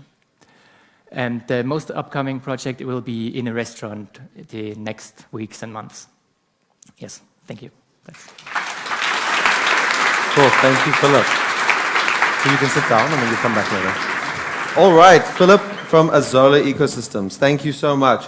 Cool. So hold on to your questions. Next up, we have Epiclay, who won, what year are we in? We're 2022, 23. Who won 2020 Entrepreneurship Avenue. So without further ado, I bring up Epiclay. Who's coming on from Epiclay? There you are, my man. Hello. Press it nice and proper. Awesome. Yes. So, can you guys already hear me? Awesome. Same question as in Zoom, right?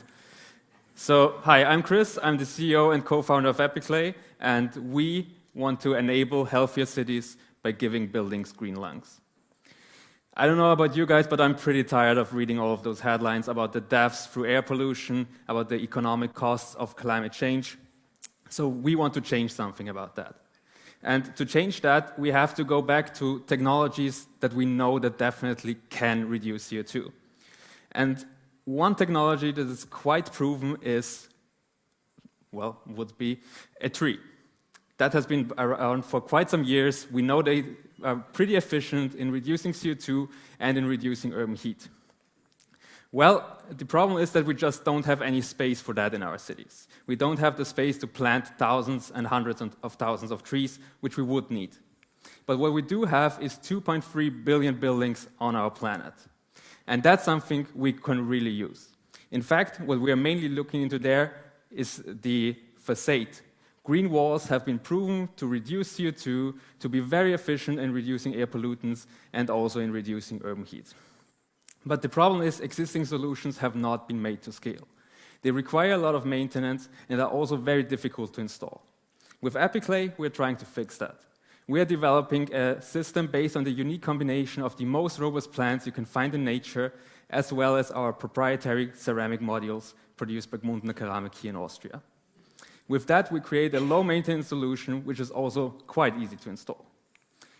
That fits perfectly into the macro trends we see in the construction industry, which are A, mandatory legislation moving towards green buildings, as well as a strong push on property owners towards investing into a sustainable solution from customers and investors.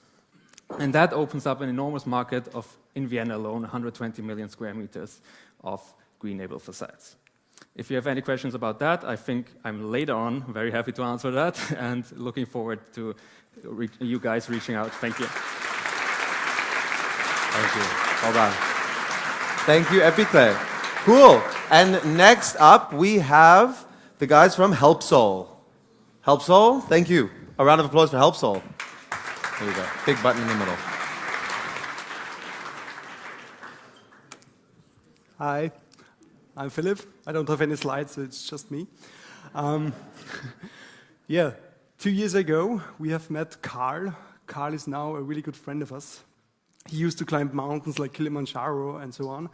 But unfortunately, 20 years ago, he got diagnosed with Parkinson's. And Parkinson's is a neurological disease that develops over the time. And another downside of Parkinson's is that it comes with several symptoms. And one of the most dangerous ones is freezing. And you have to imagine when Carl walks down this, 7 meters, he suddenly has to freeze without any warning.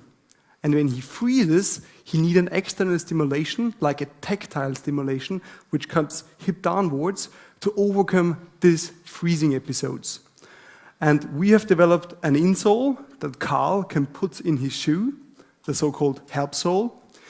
Our software detects freezing episodes and gives Carl an electrical stimulation in order to help him to overcome these freezing episodes. And furthermore, we use the gait data we collect from Carl and around 10 million Parkinson's patients around the world to forecast the progression of the disease. Like as I said, nobody knows how the disease will envelop over the time, and we try to build a simulation model to give Carl an advice to, for example, increase the number of steps you walk per day, or maybe Carl meet more people per day, because we know social contact, for example, decrease the progression of Parkinson's. So our vision is to make Parkinson's less evil. Thanks. My time is over.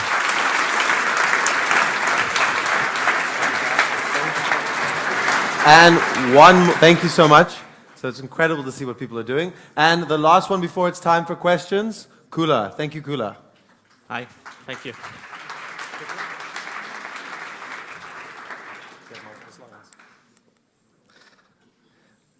Hey everyone, we are Kula. We are the app to make an app. Over 500,000 software developers are missing in Europe. And if you find one, they're really expensive. I think you guys at VU, you know that. So what about small businesses that want to develop an app? Well, we found out mobile app development is just not accessible nor affordable for them. But Kula is going to change that. Kula is the app to make an app. It's literally a mobile app to make mobile apps. And how does that work? Well, here's a customer example. This is Dominic. He's a personal trainer. He has limited financial resources and no technical expertise. But all he needs to do is to tell Kula exactly what kind of app he wants. In his case, one that shows recipes and training plans for his clients. And Kula will build that app and show him a step-by-step guide on how to get it into the app stores. And it's really affordable with 99 euros per month. Compared to our competitors, we even go one step further and don't require Dominic to know anything about app design. We are a team of 2 founders with over 5 years in experience of modular mobile app development, leading a team of 8. And we are incubated by the TU Wien Innovation Incubation Center. And our journey has been amazing so far. One of the highlights recently was that we had the honor to kick off the new season of 2 Minutes to Million on Pulse 4, which was a lot of fun. And we are not stopping there. I'm proud to announce that next month we are delivering the first customer apps to customers. In August, we will launch our beta and we'll reach our milestone of 100 apps built with Kula this October. We are Kula. We are the app to make an app. And we are going to change the status quo on how mobile apps are made. And more importantly, on who is making them. So sign up on kula.app, follow us on Instagram, reach out to me if you want to join our team. Thank you.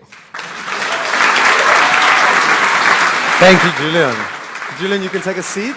Give me the thing. Fantastic. And all the guys who are talking now, you guys can all come up there. Fantastic. We're going to give you guys a microphone. I got it. It's all good. Testing, test. Can you test it for me? Test. Hello. Can you hear? Can you guys hear him? We good? Hello. All right, good. Cool. Questions from the audience. Guys, come on. Who's got a question? Who's got a question?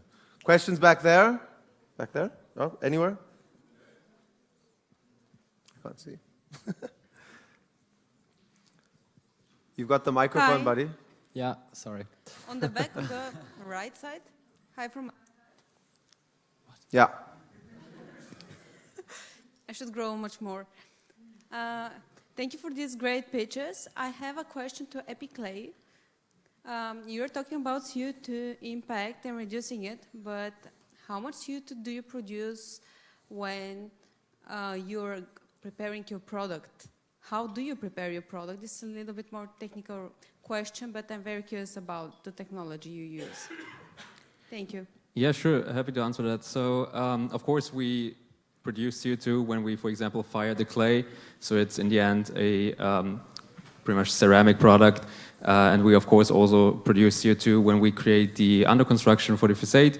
But we calculated through that, and we, from first year onwards, our CO2, is it positive or negative in the end? So definitely neutral. The good one. Thank you. Cool. Question over here. Yeah. Also to Epiclay. Do you consider in the future to do green roofs also? We didn't up to quite like 1 month ago or something like that. We constantly kind of get asked for that from potential customers or customers. So we will consider that. We just from day one onwards thought that we could be more competitive with a solution on the green facade space, which is much less crowded yet than the green roof space, and glad that it didn't break. Thank you. Cool, thank you. Question over here. Question to HelpSol. You mentioned that your software can detect this state of this frozen state. How can you distinguish that state from just simply standing? Yeah, good question. First of all, I'm not a tech guy, so I don't expect that fancy answer to that. But you have to differentiate before they freeze.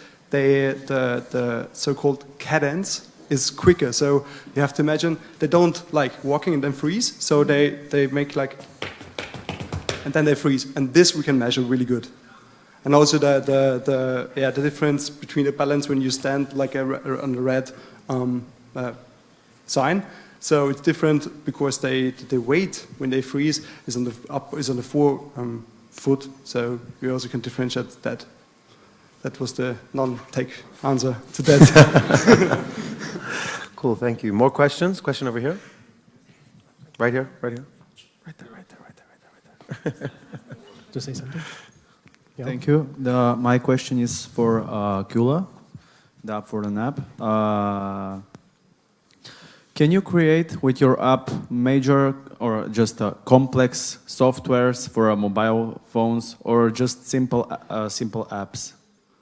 So easy question, yes. easy answer, no. So nothing complex, just use cases that repeat over time, features that repeat over time, things we have seen the last 10 years of mobile app development which really stand out. In the future, we want to really enable you to build your own Facebook, to build your own Amazon and so on. This is our vision. But we're starting with the most common things that customer request by us, and we develop just on customer feedback the features and integrate it in our own system, yes. Thank you. So 2 questions. One to Kula, one to Helsol. To Kula, over here. I know there is a whole no-code ecosystem out there. How do you compete with that?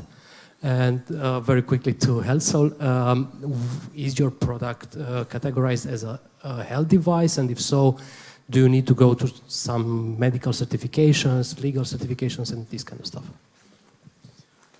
So the no-code landscape, it's really big. It's growing like 40% every year. It's crazy. And what we saw was that no-code tools, they tell you you can build your software without coding.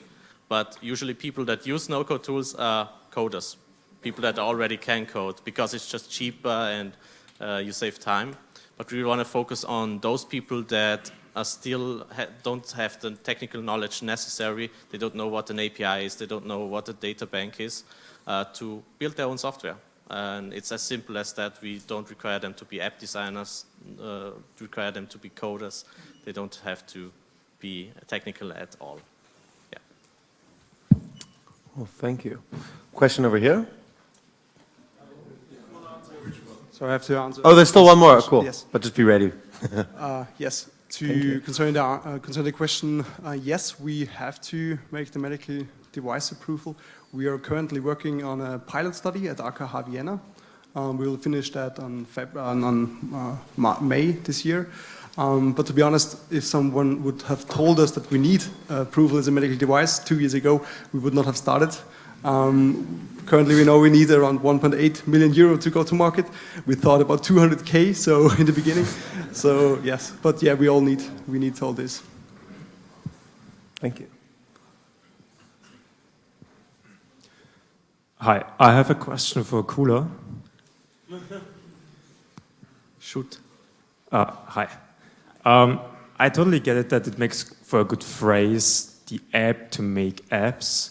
But from a product development perspective, why on a smartphone? Why not from a website? Because to put something like WordPress into an app does not sound like easy user experience.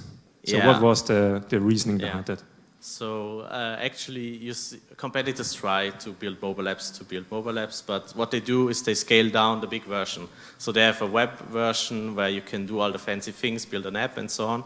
But we think differently. We think from the smartphone, from the user experience, to make it, if we can prove that we can build Kula as simple as making an app, it's a very meta thing. If it's as easy as using an app, if it's as easy as using WhatsApp, for example, then everybody can do it. And what we saw competitors struggle with is to scale down their thing, but we think back on the other side, we want to just focus on mobile apps, and that's why also a step-by-step approach is very important. So you only get one thing that you have to do on your device at one time, and it's, straightforward. Sounds good. All the best. I think there's another question, just a few people over. Yeah, the question is for us. I think it was called Azola, if that's correct. So you said you're an industrial designer. One of my best friends is one as well, and we're doing some business together. And that's a lot of discussion oftentimes because I'm studying at VU, and he has like this design, fancy, everything has to be beautiful mindset, and I'm like the guy who says, okay, but can we afford that? And my question is, how are you guys dealing with that, or is it just you? Like, do you do both, or? So that's a big topic because the thing, like the aquaponics system, is just easy. Like it works. If you have the fish tank and if you have the limited required parts, it works. So then it leaves you lots of aesthetic freedom. And so basically, just someone has to decide how it should look like. So it is easy if a restaurant, for example, says that's the materials you should have, that's the space requirement that we have. So it's it's not really a super artistic freedom that would enable discussions like this. So it is the basic technical things and then covered into materials mainly. So you are dealing with all the like business stuff as well, like taking care of the financials and everything? Mm-hmm. At the moment, yes. So that's also why everything took a year, which probably is good. But so the bureaucratic part is really costing lots and lots of time, which now I have dealt with. So the project I briefly showed you will be developing faster, probably. Cool, thank you. Thanks. Cool, we got time for two more questions. Oh, sorry, guys, all the hands are going up. All right, one back there. Thank you. I have two questions for Epiclay. The first one would be, you mentioned that there's a lot of maintenance with the natural way of greening a wall. How much maintenance is there with your variant, with Epiclay? And the second question would be, do you see Epiclay as the future of modern city building? So thank you. Yeah. So regarding your first question, I'm not necessarily comparing us to the typical old horror movie ivy-covered building. So that's of course also facade greening, which has been around for quite some years, where you most often don't really want to have that on your wall, but you do, and it pretty fast destroys the substance of your building. I'm rather comparing to existing solutions, which are mainly looking like pod systems that you would put on your balcony, but scaled to the entire facade. So something that's nice to have on your balcony is not great for the facility manager to have scaled on the entire facade. So compared to that, we calculate with approximately 80% less maintenance costs. And regarding your second question, which you might have to repeat, I'm sorry. The second one was, do you see Epiclay as the future of city building? I definitely hope so, but I think that it might be difficult looking on a global scale to do that on our own. So we are more than happy for new entrants in the market to help us with that. Alone in Vienna here, we have 120 million square meters of greenable facade space. So I think there's a lot of thing to do here. And yeah, so I think definitely it's going as a meta trend into having green walls covered in cities covered in those green lungs, but we hope to play a significant part in that, of course, yeah. Cool. One question over there, and then we'll take one more. Thank you. So I have a question to all four of you. Since you all, it appears you have very strong academic backgrounds, I would like you to look at the skills and abilities that you use the most in order to build your companies and tell me how much of that is from an academic background or from what you learned at university, how much from it is from previous experience or from what you obtained on your own. Careful, eh? I'm really pissed that I'm holding the microphone and have to go first on that. So I think, so for me, I've done a pretty linear academic record in going to Handelsakademie here in Vienna, so business high school or whatever you want to call that, having a bachelor's and master's at VU. And I think it's more of the kind of broader understanding of how you want to do things. I've, for example, here in my bachelor's done E&I, shout out. And there I think having this idea of, okay, you should not just try to build things, but you should rather talk to people as well. That really helped me, but I should probably have spent more of my thoughts in high school on all of this accounting and financial planning thing, because that's something that I would really need at this point, yeah. Quick answers, guys. Yeah, it's a great answer. I'd say quick one is resilience. So don't stop doing whatever you're doing. And everything, yeah, be open to learn. So we founded a company way before I did a program on innovation on startups. And yeah, it was messy, but you learn along the way and just don't stop learning. I think that's the most you can do. And wherever you are, at university, at home, you can learn from anywhere right now. So it's no problem. So for me, I think the University of Applied Arts is really like a playground. So I could really test and experience all different directions. Every semester project, like main projects, went into total different directions. And that's where I discovered the food system, the food production, as my main interest. But what I'm really lacking from the University of Applied Arts, for example, is the entire entrepreneurial part. So we have amazing ideas, but how do we get them to people? What do we actually need to found a company? What do I need to... am I personally allowed to sell a fish, for example? No one told me that, so everyone has to... like, that's little things that I just had to find out myself. Yeah, tiring, but... So it's a really good surrounding for experiencing and for trying out. So I guess combined with someone from the VU, that would definitely help in founding a company. Cool. Last one, quick response if you can. Yeah, totally have to agree with all of you. I think it's a playground you mentioned. It's a playground that allows you to use the potential of being unaware. As I said, if somebody would told us that we need a medical certificate, a medical device, and a bunch of money and so on, we would not have started. We just had Carl, we just had the problem, and we know we have to solve it.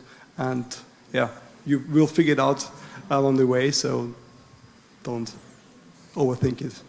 Thank you. And one last question in the back there from my ELP buddy. Hi, my question is for Kula. You mentioned you pitched at 2 million. What was your experience? What was also some follow-ups you gained through this pitch? Quick response, please. Yeah, it was a lot of fun. It took way longer than what was aired. So yeah, I'd say be open to have fun, and then it's a good experience. And yeah, apparently we could prove ourselves at least pitching. So pitching is a very important skill, and there are many good people here in Vienna that can teach you, and you listen to them and follow their advice, because it will keep better and better, and you can pitch wherever. You can pitch at Entrepreneurship Avenue, and it's like nothing. Yeah. Fantastic. Thank you, guys. A round of applause for these startups. Thank you. You guys will take a seat. So I know there were a lot of hands going up and you guys want to ask questions. Just don't forget that all these startups are going to be outside. They've all set up little stalls in the middle of the hall out there, so you can ask them any questions you have. Cool. So without further ado, I bring on to the stage Return on Art. A round of applause for Return on Art. Return on Art? Who's Return on Art? Oh, there you are. There. Is it working? Oh, yeah, it is. Return on Art. Thank you, guys. Hi, everyone. My name's Amir. I'm the founder of Return on Art. Exact, that's the slide. And I'm here with my good friend Georg Grossegger, who's our partner from the Academy of Fine Arts in Vienna.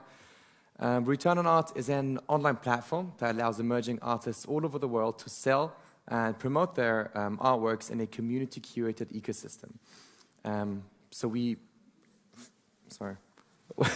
We look for artists on a global scale that we want to sell. We nurture them worldwide, and we sell their work for the lowest commission, which is 25%, which is half as much as the gallery takes. From the collector standpoint, we allow collectors direct access to expert-picked artists, a full price transparency, meaning that you can always track your artwork value, and the ability to resell it afterwards. And so far, we're a 2-year-old company. So far, we've sold close to 3,000 artworks this week, actually, so it might be a big milestone, to over 53 countries. But today, we're very, very happy to announce our collaboration with the Academy of Fine Arts in Vienna, which is one of the most reputable art schools all over the world. And for the first time in history, students from a very, very old and reputable school will be able to sell their work at a young company like ours. And I think it's a milestone both for a 2-year-old company and for a 300-year-old institution. 375 actually, but basically we are the happy ones because normally we don't have access to a kind of fluid system like you produced here. I think what I want to tell you is for us it's important to have this idea of reduce to the max, to combine young artists, bringing them into the market, and they have to learn how markets function, contracting, customers and all these kind of things. It's not an easy market out there, and so we are very happy to work together. It's really fresh, the cooperation, like since 2 months, and to find a lot of young emerging artists from the Academy of Fine Arts to sell their works at Thank you, George, for the opportunity. Thank you. Thank you, gentlemen. Cool, fantastic. You can just give it to the guys there. Cool, and next on the stage, I'm excited to welcome Senzan. Here you go.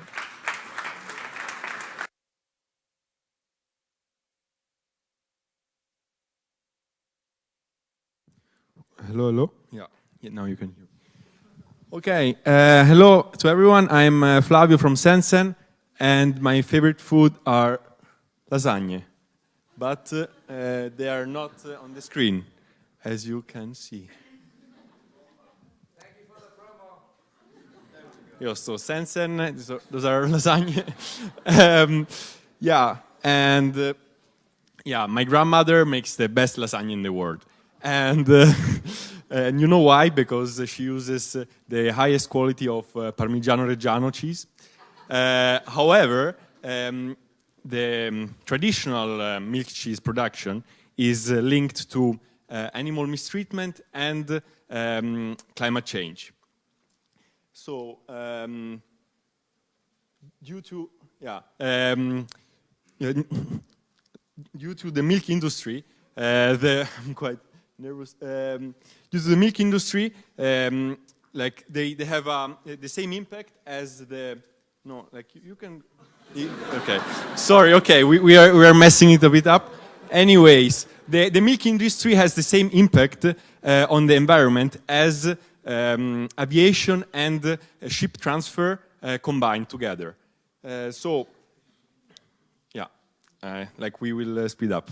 And in order to produce the current amount of milk in Austria, 500,000 cows have to be born every year, and they are either slaughtered, exported, or raised to new milk cows.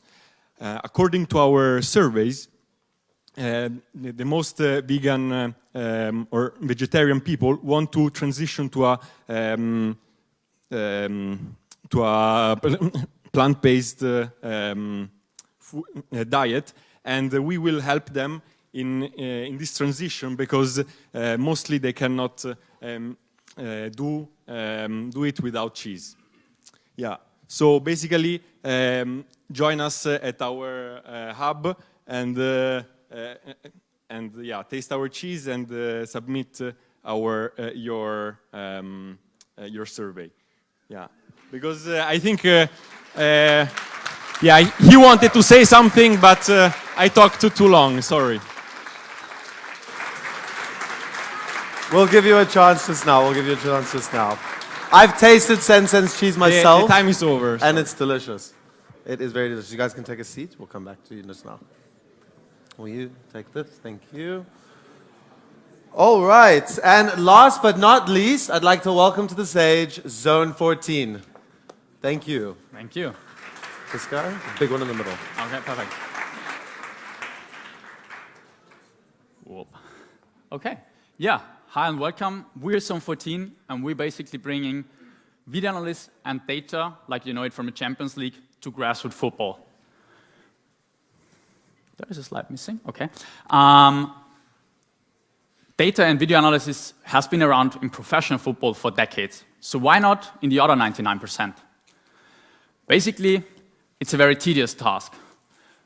Football analysts have to sit in front of the screen, and every pass, every shot is basically a push of a button.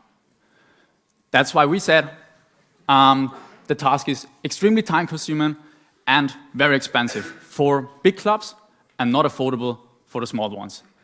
That's why we said, okay, we have to come up with a solution to bring professional analysis to all clubs in the world. Together with our partner clubs, we developed a very easy-to-install 4K intelligent camera system, capturing the whole field and uploading the video to our cloud, where it's then analyzed by our algorithm.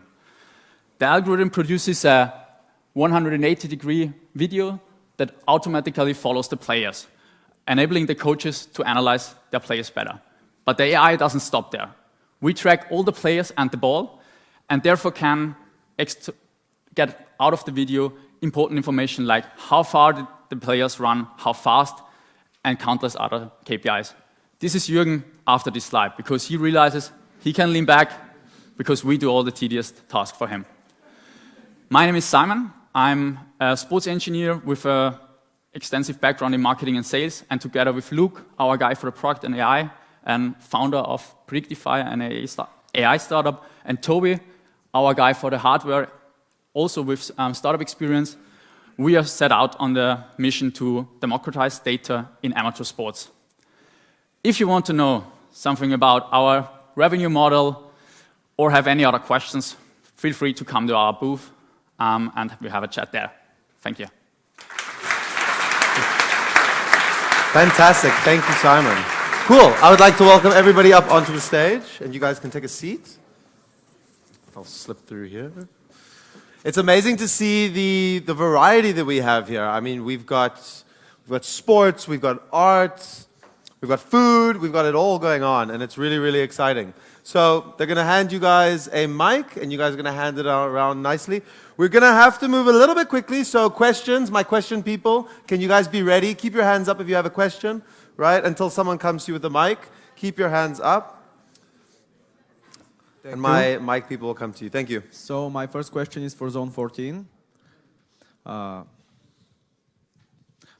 me, yeah. So I saw in the video you placed like a background, like an advert. There was an advert that matches the color of the soccer player. And is that a problem for the system when there is a match in the colors? Because it's kind of hard to see it with the human eye, at least. It can be a problem, of course, if the player is, for example, at first we had a lot of problems with green jerseys on a green pitch, but in the end, the algorithm is very good at detecting people, and it learns, and it can also estimate whether if a player was there at first, then it estimates where can it be in the next few frames, and therefore, even if you lose the player for a little bit, it doesn't really matter because you can interpolate the frames in between. Yes, thank you. Cool, we have a question at the back. Hi, I would have a question to return on art.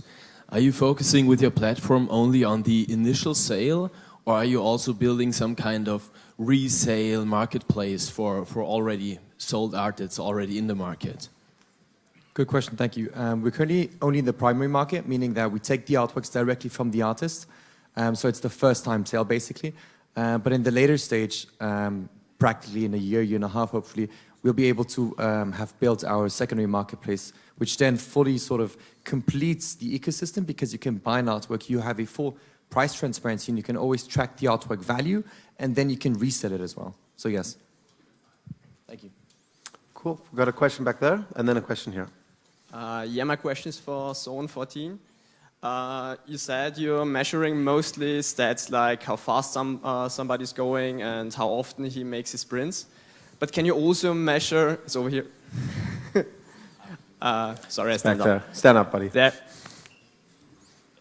Yeah. But can you also measure if players are making the right decisions in the creation of a play? Because maybe they have three decisions to make, and it can turn out in three different situations. But the percentage of getting a goal is higher with the situation A and not B.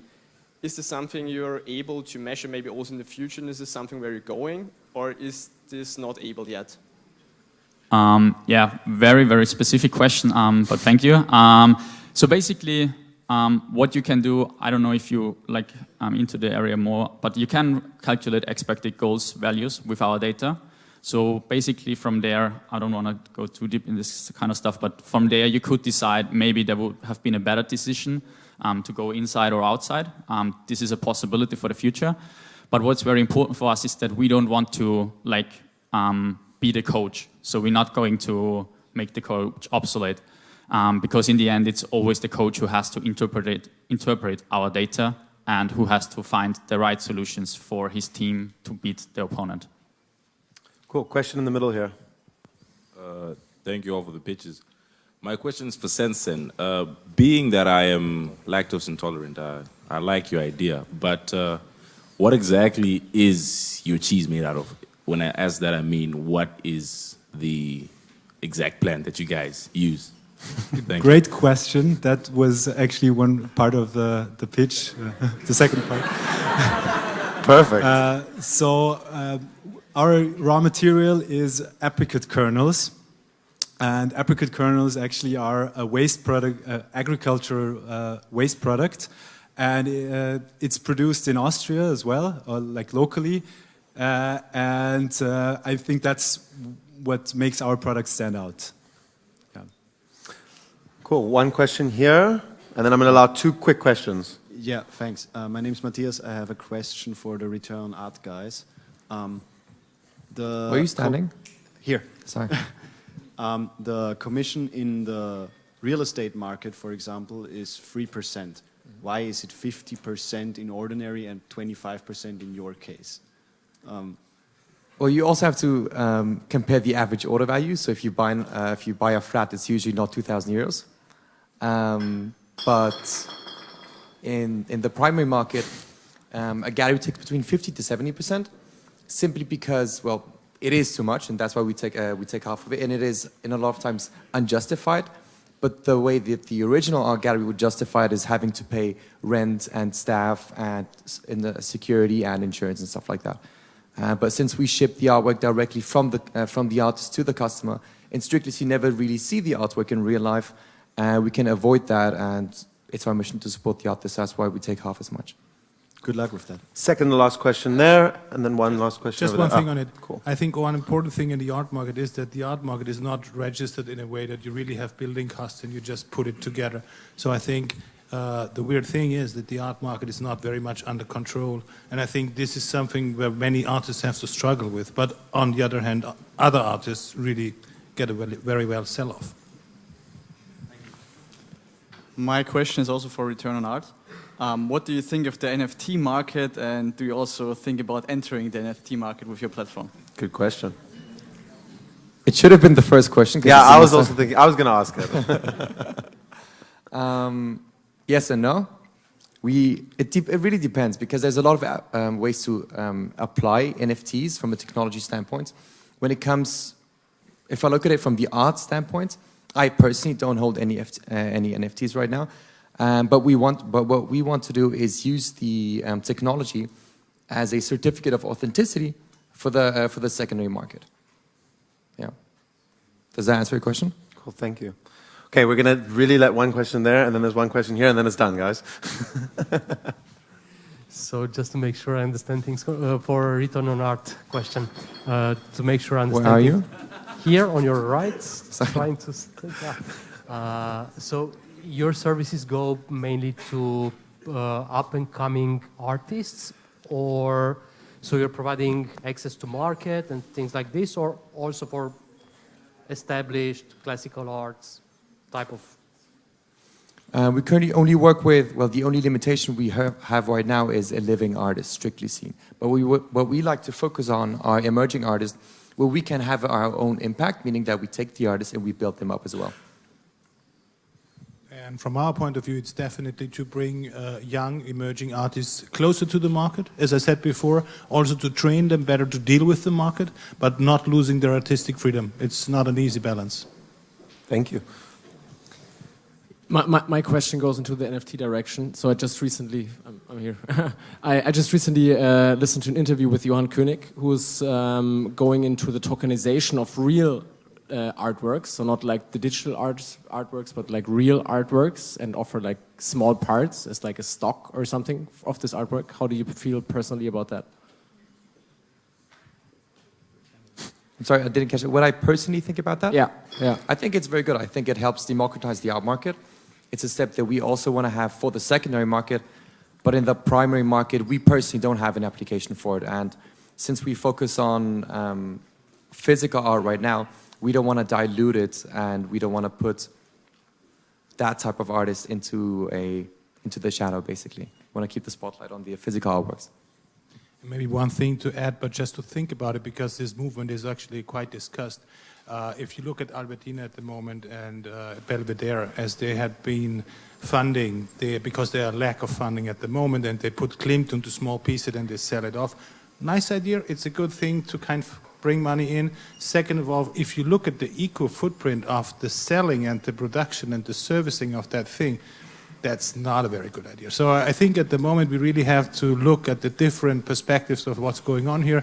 I'm not saying yes, no, or don't do it or do it, but look deeper into it, what's going on here. And I think it has to be done in an analysis with quite a lot of knowledge about the art scene and also the kind of buying scene. Fantastic. Thank you, everybody. Thank you, guys. A round of applause for all these startups. Because you guys can come off. Just give it to them. Cool, fantastic. I know that you guys had there were like a lot of people that were like looking at me like, why didn't you let me ask a question, right? But you guys can ask them questions at their booths outside, because we need to wrap up because we are a little bit behind time. And we want you guys to get to know each other and network. So firstly, was I going to already get to this part already? So let's do this now. A big thank you to all our sponsors who made this thing possible, right? A big round of applause for all the sponsors. Thank you. Fantastic. So like we said, now we're going to be outside. We're going to be networking. We have like, I think, an hour or so left in this building that we can all get to know each other. Guys, look at the... So everybody has name tags, and I think you guys know how this works. If the people with the green dots, right, they have an idea. The people with the red dots, they don't have an idea, but they really want to join a team. These are people who want to participate in the labs. So